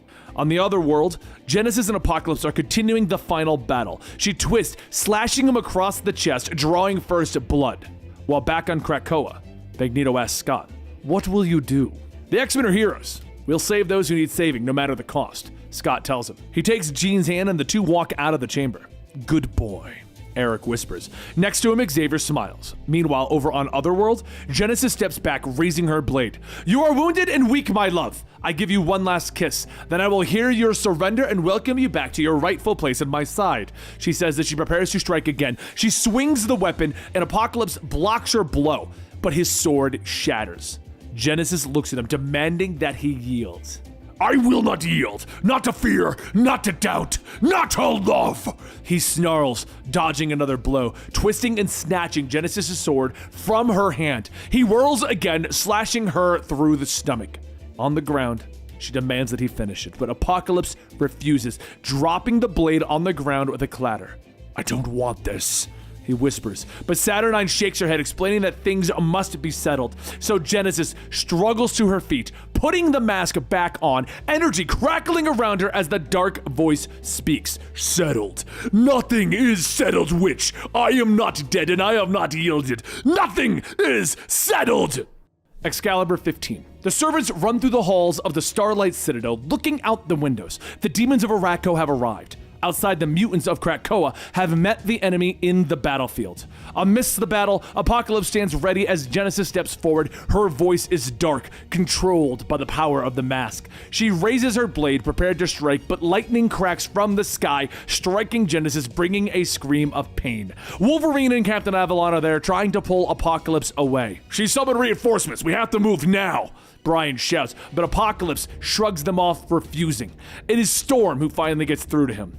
She will not be stunned for long. The storm cloud will not rage forever. Around them, the storm continues to strike, though, holding the army of Arakko at bay. And amidst that destruction, the champions of Arakko sit and wait. It is the White Sword who first stands, ordering his men to leave. We didn't come for a battle, we came for a fight and we won, he tells them. Iska shouts that the warrior is a coward.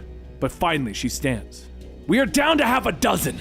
Let's fight them for sport, she hisses, but Bay suddenly turns and rushes through the enemies, her sword slashing the demons as she runs. What is she doing? Iska questions, but War understands. That specific foolishness is so precious to mortals. She's choosing love over war. With the armies of Arakko attacking, Saturnine retreats to the Citadel. She leads Shogo into one of the chambers, ordering her servant to give her the box with Captain Britain's shards in it. She dumps the shards onto the floor and begins to put them together like a large puzzle. Back out on the main battlefield, the mutants continue their fight. Now that Apocalypse's old lady's off our tail, I'm tired of running. I say we hold the line and take on a wave. Wolverine snarls as he slashes another demon. Apocalypse throws another blast at the demons before turning and arguing with Captain Avalon about what the end means, when suddenly a blade comes whistling out of the smoke. Apocalypse catches it, but Bay rushes Avalon, slamming him into the ground. Apocalypse turns to attack the woman, but Cypher steps between them. Don't! She's my wife! He begs, and Storm descends, questioning whether Bay will join their side. Of course she wants to help you guys. You don't know her at all. Doug begins, but Bay covers her ears and hits the group with a piercing shriek that throws them all to the ground. She picks up Doug and begins to flee from the armies and the mutants, and inside of the Citadel, Shogo continues to whine and snort dragonfire, wishing to help his friends, but Saturnine orders him to behave, continuing to put together her puzzle of Betsy. But if you really want to breathe dragonfire, we can talk, she says with a smile. Outside, Storm has lost sight of Doug as she descends on the group, telling them that the storm cloud is weakening. We are running out of time before nothing holds back the armies of Ameth, she tells the group, and the group continues to fight, holding back the waves of demons. Suddenly arrows fly and pierce the monsters from behind. I'll be damned, Wolverine says with a smile as Jubilee launches forward, behind her a small army of flying archers. Looks like the priestess of the green and I showed up just in time, she says with a smile. Captain Avalon looks at the warriors, questioning whether Saturn-9 sent them. She does not send us anywhere. We will fight to protect the Citadel. Your friend told us that the raging storm meant that her friends were fighting for it too, the priestess explains. The group begins to fight towards the Citadel as Jubilee explains that they need Shogo and his dragonfire, but Logan and Brian explains that they can't abandon the grounds, that the waves of demons will wash over the Citadel if they do. The priestesses nod, explaining that they have to leave. If anything happens to me down here, he likes you guys too much already, Jubilee begins to say, but the priestess nods about Shogo. It would be our honor, they say as they're leaving. Jubilee nods as she begins to power up. Let's finish this up. I miss my kid, she whispers. And far from the battle, Bay puts Cypher into the ground. She throws down her weapon as he tries to convince her to take him back to his friends. They both need their help. Come with me, You can come back to Krakoa with me and stay in my place, he tells her as he stands on his tippy toes and he hugs her. As the mutants regroup, it seems that the armies of Ameth are slowing down. Storm is concerned as she turns, but smiles as she sees Bay and Doug returning. Don't shoot! We're friendly! I promise! He calls out as he waves, but the armies begin to circle again. Eyes up, Team Krakoa. Looks like everyone came to get their asses kicked. Logan growls and the armies part, revealing the champions of Arakko. You smell like puke! Magic says to Pestilence, but Genesis arrives declaring that they have won, that Arakko will take Otherworld, Avalon, and Krakoa. We will erase your name so that you are another failed experiment. All that will remain of Krakoa will be the memory of how easily you were played as pawns, she says, and in the Citadel, Saturn IX places the last piece of the puzzle. The calls go out to every reality, and when the Citadel calls, Captain Britain must answer. Seeing her work complete, Saturn IX stands up with a gasp. No. She whispers as she looks down at the image of Betsy, but a portal opens up and the Captain Britain Corps descends. X of Swords, Destruction. The Captain Britain Corps is reborn, descending upon the battlefield, with Captain Avalon looking up with a smile on his face. My God! Look up, mutants! Look up! He shouts, renewed strength filling his body as he lashes out against the demon hordes with his blade. The Captain Britain Corps has returned! He bellows, and the Corps arrives, joining the battle against the forces of Ameth. Some fight, others fall. They have summoned an army! Summon ours, war. Genesis orders. She lifts her hand, and the sign appears in the sky, and the summoners approach, gathering together to open a portal, and from it a host of monsters descend upon the battlefield. Okay, that's not good, Ileana whispers, and above them, Saturn IX watches the battle. A wounded Cable is brought forward, and he questions why she doesn't stop this, and the Queen shakes her head, explaining that none of these events rest on her. Suddenly, Cable isn't listening anymore as Scott's voice rings out in his head. Hang in there, I'm on my way, he tells his son, and in the sword installation, Jean and the Cuckoos redirect the link to magic. So, Captain, I take it things are dire and the weather's looking grim? It ain't great, and honestly, you're cutting it pretty close. I was worried you weren't going to make it, she tells him. Difficult people. Complicated times. Want to kick the door open for us? Magic smiles, slamming her sword into the ground, energy cracking as she opens a portal above the Citadel, revealing a massive sword installation as it descends upon them. From the installation descends a host of Krakoan mutants. To me, my X-Men! Jean cries to them, and in seconds the X-Men are in the fight, Rogue punching through the demons while Gambit is throwing his cards, Domino firing guns, letting Luck aid her aim while Moonstar fires her bow, and at the head of the charge, Scott and Jean Grey stand, launching their attacks into the horde of Ameth. But Apocalypse stands against his wife as she drives her blade into his stomach, bringing out blood and a cry of pain. The fight is all I have left! Annihilation cannot be beaten! She snarls at him, and he reaches for her, grabbing a hold of her body. Surrendering is not the same thing as losing. I can heal the breach. I can make us whole, he tells her. And for a second, Genesis seems to waver, but the mask takes a hold of her once more, throwing Apocalypse away, purple lightning cracking through the air as Genesis orders the summoners to bring forth the full darkness of Ameth. Above them, Cable looks down on the battle. He knows that they've lost. Can you put me down there? If this is how it ends, I want to be with my family, he tells Saturn IX, but she doesn't even look at him. What card were you dealt, boy? She asks, and Cable hangs his head as he tells her, the Fool. Yes, a fool with a sword, and only a fool would think that that is actually what he's holding, she says, glancing at him. For a moment, Cable ponders this before looking at the blade in his hands. I am such an idiot, he hisses as he reaches out with the connection, telling Ileana and his parents that he needs them to come get him. In moments, they are all inside of the sword installation, with Scott helping his son as he reaches out with the sword, powering up the station, opening the door to other dimensions that they had sealed not so long ago. As the monsters move forward out of the sword installation, Magic swings her blade, opening up a new portal, allowing the techno monsters to descend upon the battlefield. The creatures move through the summoners in a blur, slashing and killing as they swell forward. Genesis is distracted by these creatures, these monsters that have come out of space and time. She swings her blade, slashing through them, and in a blur of motion, Apocalypse is on her, slamming her into the ground before tearing that mask off of her face. The energy cracks as he bellows, and he fights against that power. Then everyone turns to see this titanic struggle. Go on, finish it, Saturn IX whispers from above as Genesis is shocked as she watches her husband place the mask upon his own face. I am remade. Annihilation. The end of all things. He rumbles in a dark voice, and Genesis looks at her husband. Whoever defeats the helm claims the helm. Whoever wears the crown controls the land, and the helm controls them. She whispers, but Apocalypse is struggling against the helm's control. He is fighting it, and the dark voice is speaking through him, telling him that he cannot win this fight, that his will is not strong enough. And finally, Apocalypse straightens, with Genesis looking up, questioning what her husband is doing. What needs to be done? He says as he raises his sights to Saturn IX. Go on! She calls to him, and the dark voice begins to scream, No! No! It bellows. But Apocalypse is in control now. Do you see me, Saturn IX? Apocalypse. Annihilation. He calls to her, and she nods as he falls to his knees. Then see clearly. I surrender. The helm screams in rage, and Saturn IX nods, accepting. She mounts Shogo, and the two descend upon the battlefield, the dragon fire burning out, destroying every fabric of reality it touches. She lands before Apocalypse, the helm still bellowing its rage, and she reaches out, taking it from his head. She cannot change it, but she morphs it and shifts it to make it more manageable.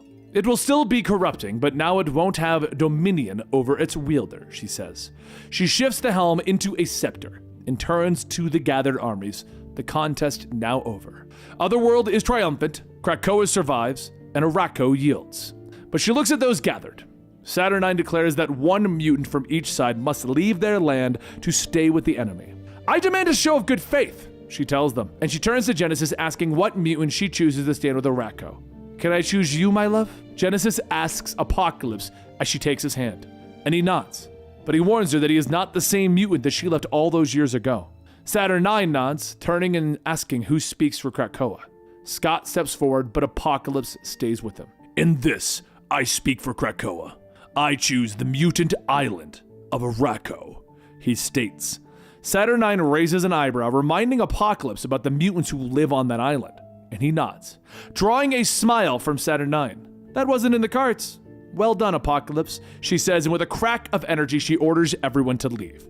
As everyone does begin to leave, Scott and Jean step up to Apocalypse, asking if there's anything that the mutant would like them to tell the council. Just one thing. I will see you all again, one day, Apocalypse says before leaving with his family. With the contest over, things return to some form of normalcy. Jubilee is reunited with Shogo, the sword installation returns to the heavens, and Storm returns the sword to Wakanda, though the trust is broken and cannot be easily returned. The Quiet Council has been broken, the start of the end. In the Citadel, the Captain Britain Corps has been reestablished. Loyal knights to Saturn IX, Opal Luna Saturn IX, the rightful ruler of Otherworld, long may she reign.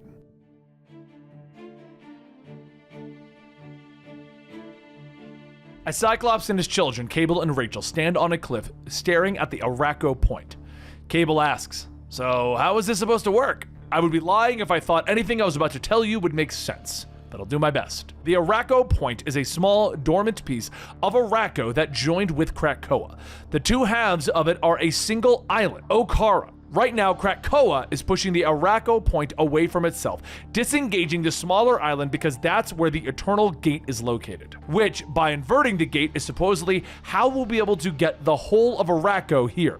Cable says, okay, but again, how's that work? Cyclops stops him. Honestly, I have no idea, Cable. Just then, the gate activates, bringing a bright pink light, and as it fades, Araco appears. As the roots begin to intertwine, they suddenly stop and pull away, with Cable asking if it's just him, or does something feel wrong? Like, it doesn't look like there's any love on these islands. And Cyclops says, no, son, it appears that there is not. So later at the Quiet Council, Cypher says that he's got bad news. Merging Araco and Krakoa to create Okara is not going to happen. There's not going to be a reunification of the islands, which is saddening because that was the entire point of the Ten of Swords bout and tournament. Xavier asks why not, and Cypher says that it's been 1,000 years. They don't seem to be interested in the idea. Honestly, he isn't sure they even like each other anymore. So Magneto then asks what was the point of all of this? The swords, the rituals, the tournament. Xavier asks Cypher if possible, would he ask if there's any way for their islands to find a common ground? Cypher sighs. Are you willing to change your mind, buddy? And Krakoa responds. He tells everyone that Krakoa says that there really isn't an issue on their end. It's the other island and its intractability. He can't really stress how different they sound. It might extend to all of them as well. Storm asks who, and Cypher says, the mutants of Arakko. There's something else that he found when they were talking as well. It would seem that there are about 20 times as many mutants on Arakko as there are on Krakoa. These are mutants that were in a different dimension, and they've aged and evolved differently. Emma says that that's a problem well beyond two islands talking to each other. What are they going to do with all of those mutants? Cypher says, well, that feels like an entirely different conversation than this one, doesn't it? So later on Arakko, a creature begins to peek out from the brush when suddenly its head is cut off. Iska, the unbeaten, steps out stating that she doesn't assume that they know much about these creatures. You'll have to root them out entirely. These demons, they reproduce asexually, and if you leave one alive in a month, it will breed an entire pack. This is how the fallen world was. Yes, everything can kill you, but any apathy would kill you just as surely as tooth and claw. So we make sure, understand, leave no enemy alive ever, Magneto tells her. I understand, but you can never be too careful. However, Charles is a hopeless romantic. It's unfortunate that he is quick to trust and gives a wide berth. Iska says that she will keep that in mind, so how do they wish to proceed with the situation? Charles says that she can expound on what she thinks the situation is. So Iska says that she has spoken with Cypher was his name, right? He has informed her of the intention of Arakko. The islands will remain as two islands. But the question is, what of their two peoples? Xavier says, of course. Well, before we can get to that, we have brought a gift, a gateway flower. It will enable us to travel from Arakko to Krakoa without having to cross the water. Iska smiles, stating ease their travel for comfort. Xavier tells her yes. As to the other, what does she propose? Intentions beyond peace of some kind of unification. They were hoping for a coalition or to offer some kind of shared power structure between the two islands. Iska says that the Great Ring of Arakko is the government on this island, and they have been for the last 1,000 years. What of yours? Magneto says that Krakoa's government is the Quiet Council. It's a noble body full of wise leaders who will rule for 1,000 years and beyond. Iska pauses for a moment and then says, I see through you. All the way to the truth. You are children running a child government, which of course is not necessarily a bad thing, just inexperienced and prone to bearing fruit of that tree. Why don't you tell me of this world that you will rule? Tell me of your Earth. Xavier tells her that it is a beautiful place. It has its problems, but what world doesn't? However, you should know, we do not rule it. We share it with humanity. Iska asks, what is humanity? As in humans? I'm surprised that that's a thing that persists here. Still, thousands of years, growth, intervention, survival. These have a way of sharpening a tool. And if you share the world with humanity, then they must be formidable, worthy of this impasse. Magneto says that they are just men, and Iska pauses again. When she speaks, she tells them that she knows that they are both from different ways of life. Time has changed their two lands, changed them. She needs them to listen to her. They are hard people made harder by war. They have no peace in them. Perhaps with time, with a little grace, they can become as the people of Krakoa are, accepting, gentle, soft. But she must warn the people of Krakoa. Do not come to this place again like this, with dreams in your heads and flowers in your hands, for this is a land of swords. As Iska leaves, she sheaths her sword, telling them that she will take their offer to the ring. They will consider it. Later, back on Krakoa, Jean asks Xavier if he thinks that there's going to be a problem. Xavier says that he thinks that they will need to be at their strongest to weather these uncertain times. With their resignation and Apocalypse's prolonged, possible permanent absence from the council, there are 2 open seats on the Quiet Council. Magneto then says that there should be a vote, of course, but they will need the numbers to push it through. Jean, your reclamation should be a formality. Scott, your reputation should make yours one as well. Jean and Cyclops look at each other for a moment and then they both turn back, stating, no, they do not wish to be on Xavier and Magneto's government. Magneto scowls. Why not? Jean tells them because they both feel that they have something more important to do right now. The xmen. If there's going to be one thing that her and Scott have learned through the beginning of this great Krakoan experiment, it's this. The people of the nation of Krakoa feel like someone is acting on their behalf. They feel like this quiet council is doing everything. Now deciding what's best for the people of Krakoa, not deciding what is and is not in their best interest, but someone who fights for the people of Krakoa, that's them. Xavier looks at him and says, "There's no talking you out of this, is there?" And Jean says, "No, there isn't." Magneto asks if they've decided who's going to be on their X-Men team, the representatives of the actual people of Krakoa. And Cyclops says that they could always handpick a team to get the job done, but that feels wrong. Xavier asks what do they plan on doing then, and Cyclops smiles. "We're going to let the people vote on the X-Men." Across the supercluster of galaxies that make up the sector of this universe, Quadrant is in turmoil. For thousands, tens of thousands of years, the one thing that has outlasted wars, invasions, annihilation events, and celestial disruptions was what held most of these ancient societies together: commerce, trade, wealth. But no matter if it's Shi'ar or Brood, Kree or Skrull, Wraith or Chameleon, the worlds are collapsing. And it's only kept in line by the might of the Praetor. These are not yet the black days of end times, but the sun is setting, and there's a new regiment on the throne of the Shi'ar Empire. Like all new monarchs, this is a particularly vulnerable time for Xandra. Court politics and imperial machinations were bad enough, but now the magistrate in waiting has disappeared. And when such a situation arises, Deathbird calls on the one group of people that she knows who can find Xandra quietly. She says that her paramour promised that they not only could do this favor for the Empire, but that she could trust them. Was she correct? Cyclops tells her, "We do have that quality, and frankly, we're in the saving the day kind of mood." Deathbird asks how soon can they get here, and Cyclops smiles. An hour later, on the Chandelier, Jean steps through the flower gate stating that they're here, put them to work, and Smasher tells her that that was fast. She'll get everything ready and then head over to the royal chambers. A few moments later, in front of the palace, Smasher explains that Deathbird is keeping things locked down tight, and from what she understands, Xandra disappeared sometime last night. She was in the royal wing. The guards were on duty and they were found dead, but the security footage doesn't show anyone having entered or existed in that room. That could either mean that this is an inside job, or that whoever this was has the technical prowess to bypass the best security that the Shi'ar Empire has to offer.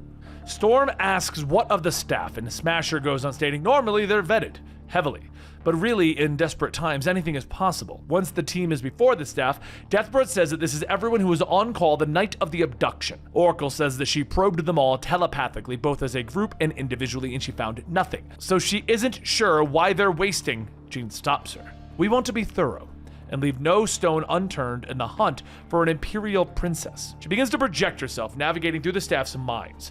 She's not looking for a specific action, but rather the absence of certain thoughts. See the mask for what it truly is. When she returns to her body, she points. "That one!" And the staff in question shouts, "Death to Xandra! Death to the tyrants!" But before they get attacked, both Cyclops and Storm hit them, knocking them out. One of the aides looks down at the assassin, stating that the disguise is fading. It's Stygian. Their innate resistance to telepathy explains how she got through. And as for why, well, and Deathbird says yes, it's all becoming clear now. Meanwhile, in the catacombs of Chandelier, Xandra's captor says that the Empire has given them these gravity-heavy worlds. Mine them, the Shi'ar said. Make the Empire rich, the Shi'ar said. The Empire will provide them and their people, the Shi'ar said. But where are the Shi'ar now? Where is their money and the gratitude that it buys? Gone with the Great Collapse. I'm sorry, they say. No one could have seen this coming. We regret that your people starved. Even more, we regret that there's nothing we can do. We were told that we should be grateful. It is not often that the unseen hand of the subjugation is revealed, and revealed to be that of an entitled child. Were you born evil? Does your family name Narmani taint your entire existence? Xandra tells her captor that he has to know that someone will come for her, and the captor laughs, stating, "Do you not see the weapon that I hold? It is the great maul of the Stygia, and with it I have executed every member of your puppet Shi'ar government. My own blood tasted this metal, for I am the justice of my people. I am Xandra tells him that he is a monster, and tells her, I am what the universe made me, what the Shi'ar made me. The bill has come due, little empress. Time to pay. Seconds later, the X-Men and Smasher descend into the catacombs, with Jean stating that the assassin's mind is like a fog, but it is clear that this deep-seated anti-imperial sentiment was always there. This financial collapse must have made it worse, but she is sure that it wasn't that hard to position their people into place for something like this. They clean up after the Shi'ar, they wash their clothes, they make their food. This has probably been a long time coming. Back with the princess, says that they will make her an example. They will break the throne, which then breaks the hold the Empire has on its vassal world. It begins with a blood sacrifice. Any last words, little tyrant? Xandra says that she has ruled for less than the blink of an eye, and that short term has almost certainly been defined by the collapse of the universe is currently facing. He has no idea what she would have done, but that doesn't matter to him. He thinks that he is righteous, but this makes him a murderer. So swing true villain. We children care so very little for dying badly over sins that we did not commit. Scoffs. You cannot guilt me with hell. We're already in it. As brings up his maul, the wall is blasted, and Cyclops and Storms begin to take down the underlings. Storm tells Smasher to protect the Empress, they'll handle the rest, and asks, is that so? Is that what you really believe? And he cracks Cyclops in the back of the head. Storm quickly turns her focus to with asking, why so few of you? And for a task well beyond bravery and valor. You are desperate people. I am willing to die here, are you? As the fighting continues, Xandra tells Smasher that she can help the others. They can run and send for help but Smasher tells her it won't be necessary. She came prepared and presses a button. While Storm is holding she tells him that she does not know him, but she does know a little of the circumstances here. It begs for grace, this spot that he finds himself in. So for him, she has grace, but in a small measure. Stand down. Yells, never! And then there's a rumble with Smasher stating, we gave him a chance. Just then, the guards burst through the wall, with Smasher yelling that they want to replace her one day on the Imperial Guard. They want to be the Super Guardian? Well, this is how they do it. Protect the throne. Protect the Empire. Amidst the chaos, raises them all high above, with Xandra stating that they may all die to pay, but it's a fair price to pay to see the end of the Nermani rule. As brings the hammer down with all his strength, Storm deflects, stating that wherever tomorrow finds him, remember, he was warned. So later, back in the throne room, Jean says, congratulations, your majesty, you're back where you belong, with only a slight headache for the trouble. Xandra says yes, she is returned, but changed. Deathbird has educated her on how to handle these complicated times. In the winter, an iron hand is never a good idea. Storm asks what of the priest and those involved in the plot. Xandra smirks. The good people of Stygia will be sent home. As for well, he's a bit of a zealot and a brute. I'm punishing him. He'll be a diplomat to the throne on the matters of Stygia. I am making the true believer a politician. Hypocrisy is a fate worse than death, wouldn't you say? And as for you, Storm of Krakoa, vanquisher of a rebellion and a friend to the throne, to you I owe a debt. And in the coming days, should you need anything of me, feel free to collect at any time.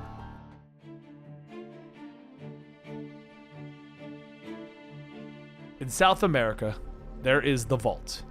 It's unknown what is really in there, and with the help of some fellow mutants, a team was able to sneak inside. However, inside of the vault, time flows differently.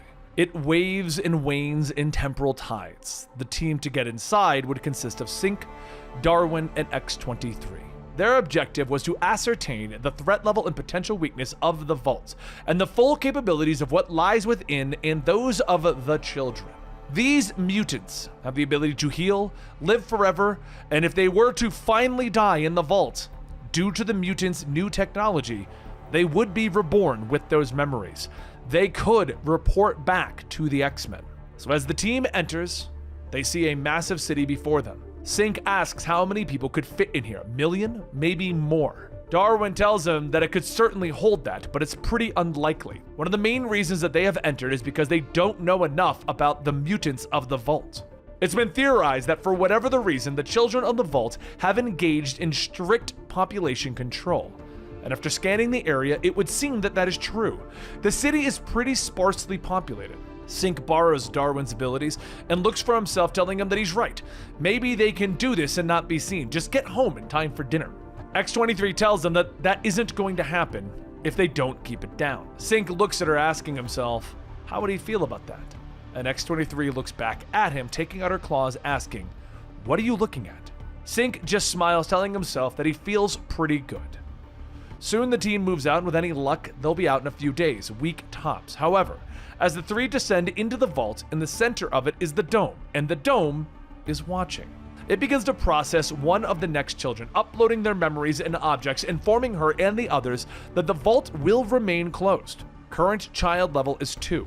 Level 3 is necessary for successful operation and subjugation for external environment. Warning, asymmetrical breach. Scanning for contagion, scan complete, subjects unidentified, class unknown, level unknown. Anomaly detected, protect the city, protect the city. And just as the recon team reaches the lowest levels of the city, they are greeted by the children, each with their own special abilities. As soon as the elevator door opens, one of them sends a fiery blast into the tube, with another one stating that she doesn't smell anything. The intruders must have gotten off before they reached the bottom floor. X-23 leaps down from above, stabbing one of the children and nearly rips her in half. The fire user blasts Sync, and X-23 quickly jumps in, slamming her claws into the child while reaching back, telling Sync to take her powers to heal. However, Sync doesn't copy X-23's. He copies the fire users, and with no idea as to why he could, since he can only take the powers of mutants, he doesn't question it and incinerates 2 more of the children. The final child screams that they're going to pay for that, but before X-23 could attack, Sync grabs her, stating that the kid is going to blow, they need to get clear. The kid says that it's always the same with the mutants. Thinking that they can run from this, well, run all you want, run as fast as you can, it's not going to matter. You can't outrun us. You can't outrun the future. The mission for the team was to take back what they learned and escape with that knowledge. They did their best, and on day 1, they already knew. They had no idea how they were gonna get home. That explosion took out a good chunk of the city, and thanks to X-23's healing, they managed to survive. Barely. The destroyed part of the city needed to be rebuilt. This would be strange, but not for the people of the Vault. This was normal. Survive. This is what they needed to do now. In the first 50 years, for Sync, X-23, and Darwin, those were the longest. The team began to build out their own stronghold. The children must have thought nothing of it, or assumed they were dead, because there were no attempts to locate the 3 of them. They laid low and they set up inside of the outer ring to avoid the builders that were engaged in the edge of creation. Darwin found out pretty quickly that there were also genetic sniffers built into most of the architect of the city.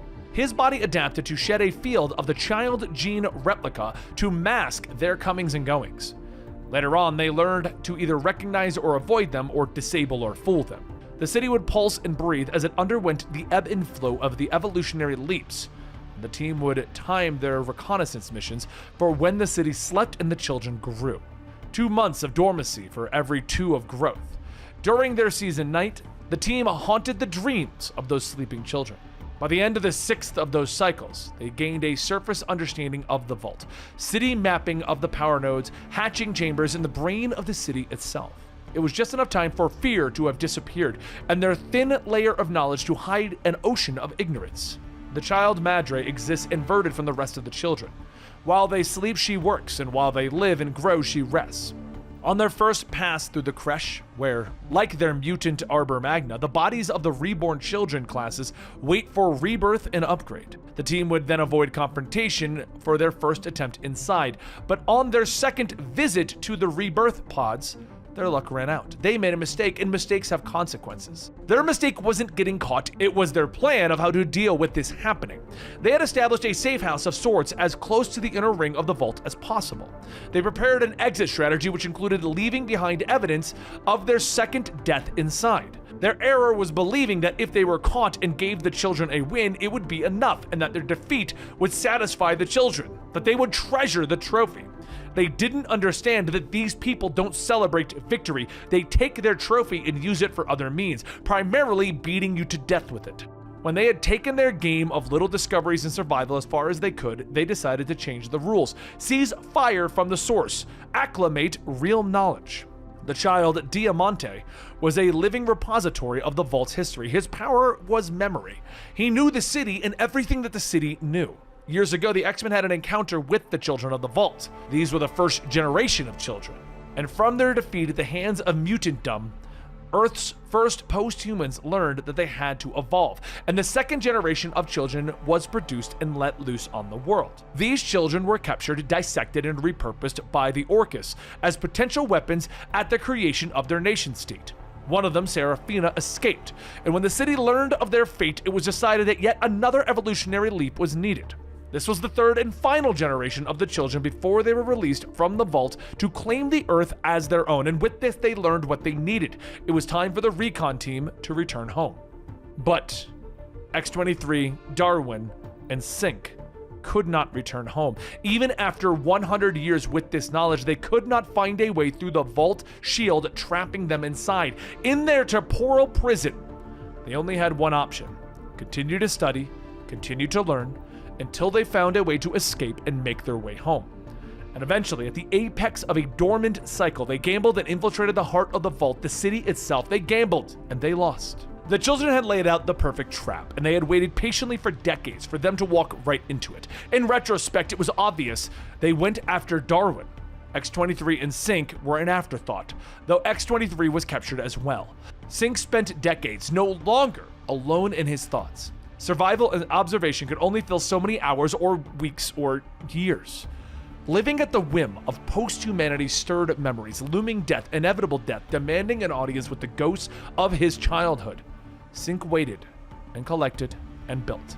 And as he walks up to X-23's prison, he thought back on something that his father said to him once. "Son, most people don't know how to explain it, but I sure do, so listen carefully. Do you know the difference between caring for someone and loving for them? If you love someone, then you're willing to die for them, and that's the difference. That's how you know it's real." Sync lived that day that he rescued X-23. He could have died, but he did it anyway. So the two planned again, this time to get Darwin. And when they found him, they knew what the vault was going to do with him. They were using his ability to adapt and amplified it to bring the fourth generation of children out, but atomized him repeatedly. Right now, Sync and X-23 had to escape, and the only way would be to go through the shield that would ultimately end them. However, Sync built something that could disrupt it long enough to allow them through, though it would still hurt like hell. The professor needs to know what is going on. They have to tell the X-Men. Sync and X-23 throw themselves through the barrier, reverting to their younger selves, but nearly killing themselves in doing so. Of course, the children came, and X-23 told Sync that one of them has to make it, and he doesn't have powers. She might not be able to stop them, but she will be able to slow them down. He saved her once, now let her save him. Sync managed to escape, but hardly made any distance between him and the vault before he was struck down by the children. He called out to the professor, asking if he could hear him. And what answered was the children, telling him that he will die here, that they're going to wipe his kind from the face of the planet. They are the future, not the X-Men. Later, reborn, Sync, with all of his memories, crawls out of his pod reborn. The professor heard him. He made it back. He was resurrected with the secrets of the vault, what they had become, what they were becoming, and some ideas of how to stop them. That's just information, data. Here's what he really learned. Friend, confidant, partner, lover. Those are human words to describe a human relationship measured in human years. And he can still hear him. His father stating that he loved his mother so much that they were willing to die for her. Human words, useless words. Love is not dying for someone, it's living for them. Sync watches as X-23 is reborn, the woman that he just spent decades with, the woman that he now loves. He begins to think of the lifetimes that he got to spend with her in there, that he knew her better than anyone else on the planet, more than anyone will ever know now. And he wonders, how do you explain this to her? How do you tell her about everything? How do you even start that conversation? Because since she died in the vault, she doesn't have the memories. X-23 stares at him, popping her claws, asking, "What are you looking at?" And Sync smiles. "Yeah, okay, that'll work."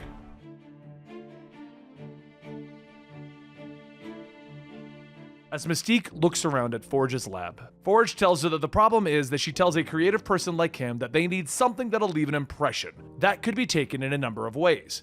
Because there's like blowing up stuff, and then there's sowing raised earth with salt so as to never see life exist here again.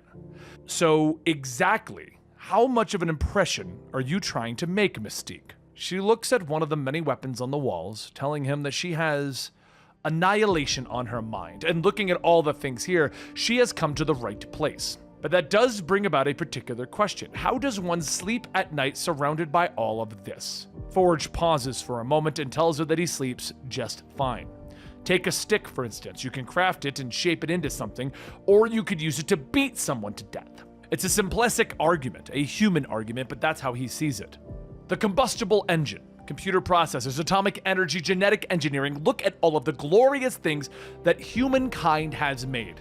They take a useful tool and then they find a way to use it for destruction. Both human and mutant tools, it's what they do. It's the lie that humans tell themselves.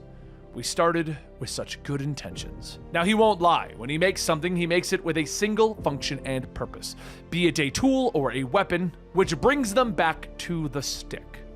In the end, it's not the instrument that matters, it's the one who wields it, and the kind of person that they are. So how do you sleep at night, Mystique? She pauses for a moment and tells him that she sleeps fine.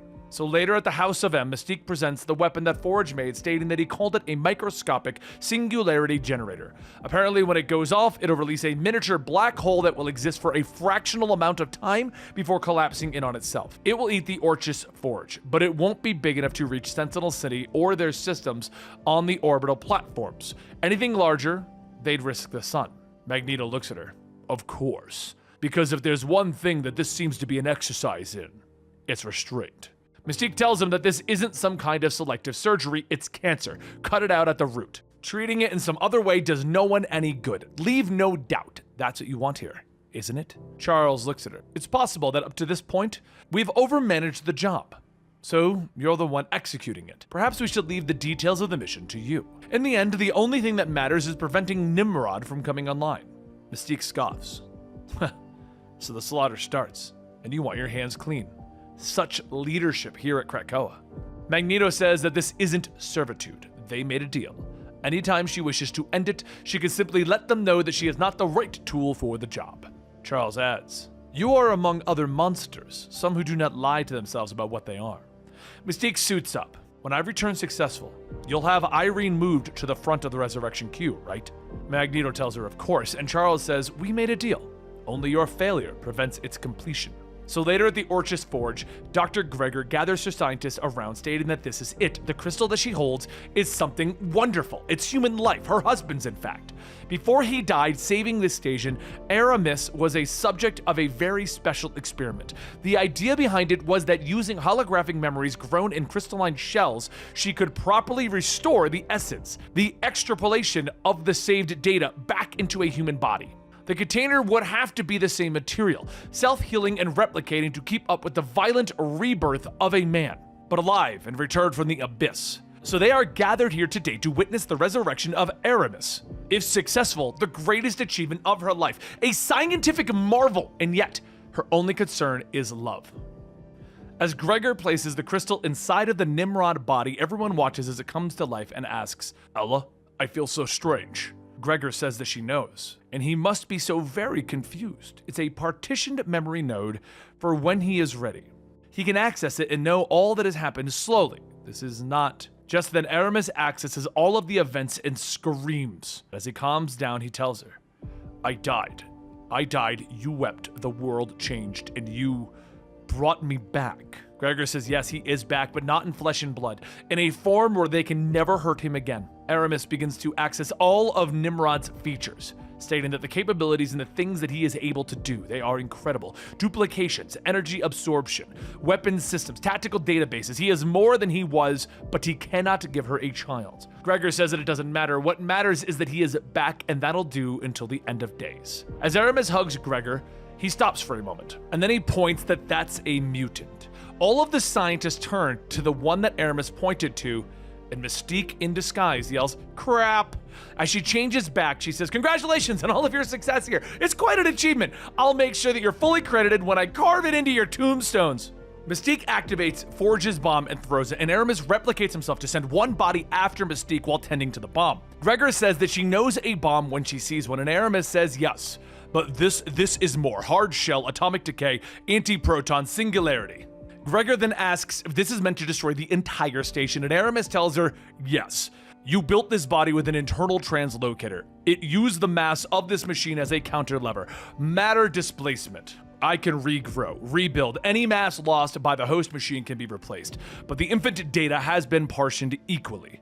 We have to wait for the memory core to grow and replicate throughout the host body. If we were to lose one of the bodies, the portion of them will be lost as well. Gregor tells him no, she can't lose him again. She can't. But Aramis says, I am so sorry for what I am about to do. But I am as I always have been, and I would never save myself if the sacrifice meant losing you.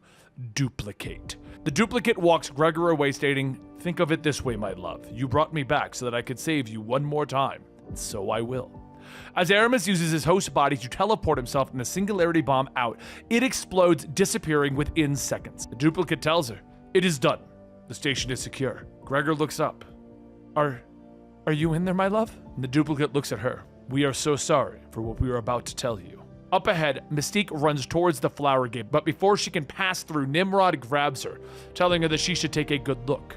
"You have failed. When you return home, tell your masters today that I was born into existence, and the first thing that I experienced beyond the love for my creator was pain and loss at your hands. I am Nimrod, the hunter, and you were my beginning. I swear, I will see your end." As Nimrod fires a blast into Mystique's stomach, launching her through the gate. Later, she breaks out of her resurrection pod, and Magneto says that they tried to save her, but she died from her wounds immediately after her return. But now that she is reborn, so do tell, what happened? She coughs. "You backed up my mind. You know what happened." Magneto looks at her. "I want you to say it." I failed. It's online. Nimrod is online." Charles looks at her. "This changes everything." And Magneto says, "In short time, it'll clarify others. We need to." But Charles stops him. "Yes, no point in putting it off. We should do that now." As they turn to leave, Mystique crawls towards them. Wait, what about Irene?" And Charles looks down at her. "What about her?"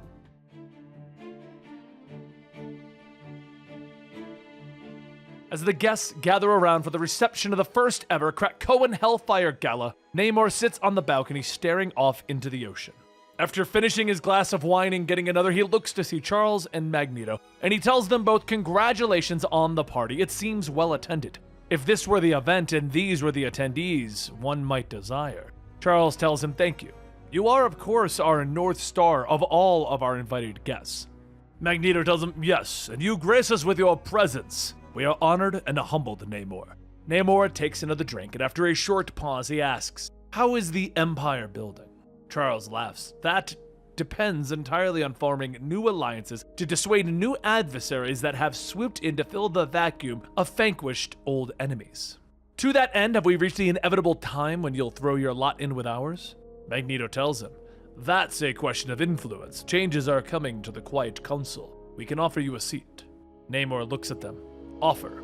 I'm fairly certain that if I was to step foot in the council chamber, there would be a rush to surrender a seat to me, even if one was not available. Frauds tend to flee at the sight of a true aristocrat. I am a real king, after all. Never forget that." Charles says then he should return home, claim his rightful place among his people. "I say this, truly, as knight, when I dream the entire world is under my thumb.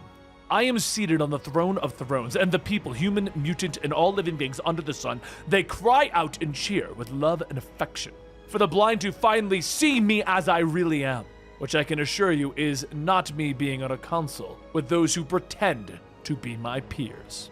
Charles and Magneto stay quiet to this, and Namor finishes his glass. "I have dominion over 70% of the planet. You currently control what? An island? Get back to me when you have something actually to offer. Until then, my interests, whatever they may be, will remain divided." Later, Cyclops and Jean stand up asking if they may have everyone's attention. They've reached the point in the evening when it's time to introduce to them their newest team of X-Men. Of course, before they do that, they have to be selected. Jean? Jean calls out to everyone telepathically, stating that she requests they open their minds to her. Mutants across the globe listen in, and once they are all present, Jean begins to go forward, and with just a few moments, she smiles, stating that it is done. Done and well, step forward. Rogue, Sunfire, Wolverine, Sync, and Polaris. "Ladies and gentlemen, humans and mutants, I give you your X-Men."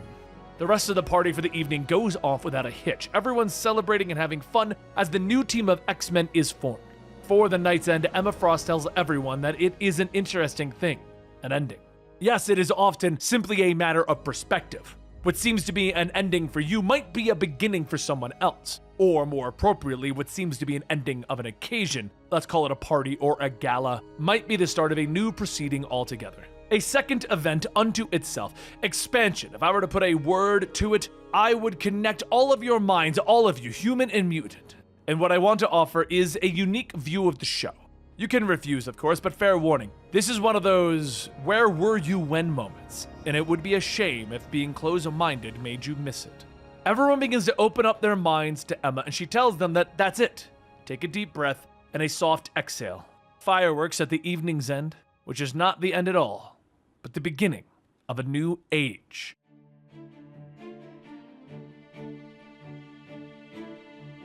With the Hellfire Gala underway, Emma Frost promised the world that this night would be the most consequential night in the storied history of mutant kind, and she was right.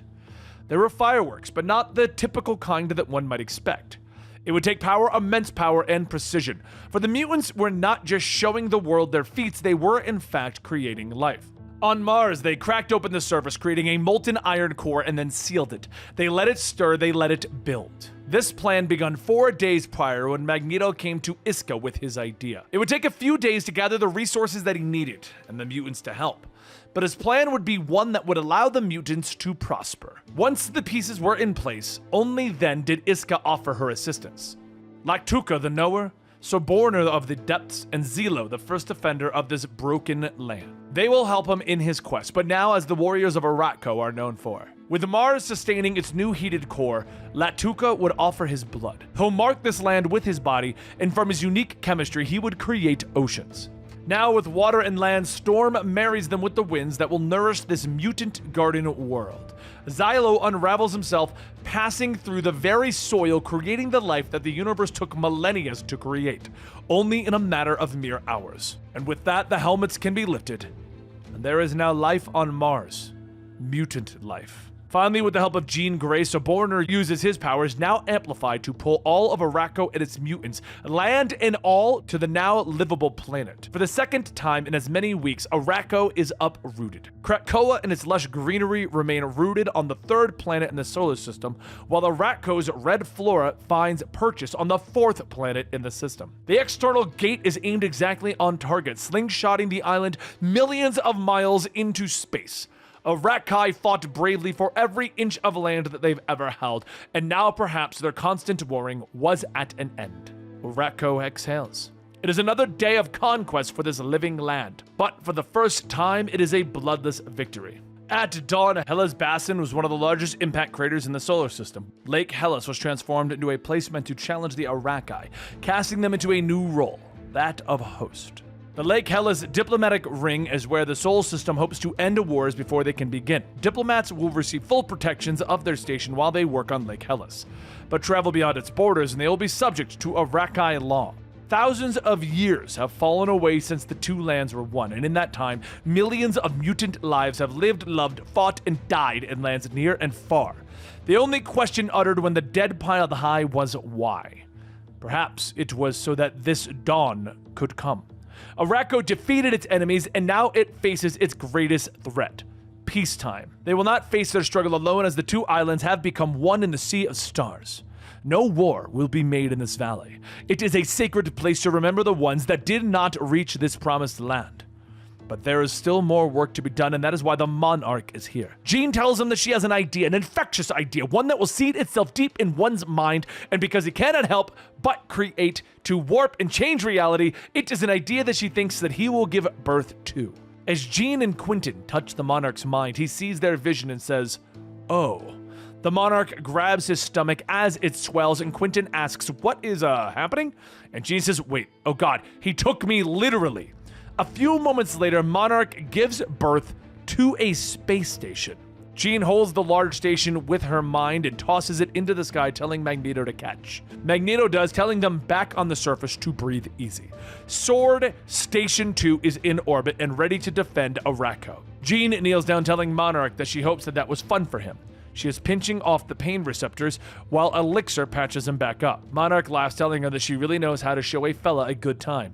Somebody owes him supper. As Monarch gets up, putting on his cape, he says that he supposes it'll need a control tower, right? Instead of birthing the next one, Monarch holds out his hands, creating a control tower, telling him that he presents Port Prometheus. It's only fair. They can't invite the galaxy without being able to provide parking. Jean says, okay, now we can return to the party, to the Hellfire Gala. And Elixir tells her that he actually has a feeling that the party is about to come to them. Once the flower gate finishes growing, the goers of the Hellfire Gala begin to step through, with Magneto welcoming them, telling them, "Welcome, my friends, to planet Arakko." And there you go, what we did for Dawn of X. Now, there was a debate in the office to do those missing 6 issues, but honestly, it's just more world building, and we thought we just needed to move forward with the X-Men. The conclusion of this is the brand new X-Men team, and we will be covering the new run of that new team right here at the Comicstorian channel. So please consider sticking around by hitting that like button, hitting that subscribe button, and, well, you know, just checking back on a regular basis. Thank you so much for you guys' continued support, and I'll see you next time right here at Comicstorian.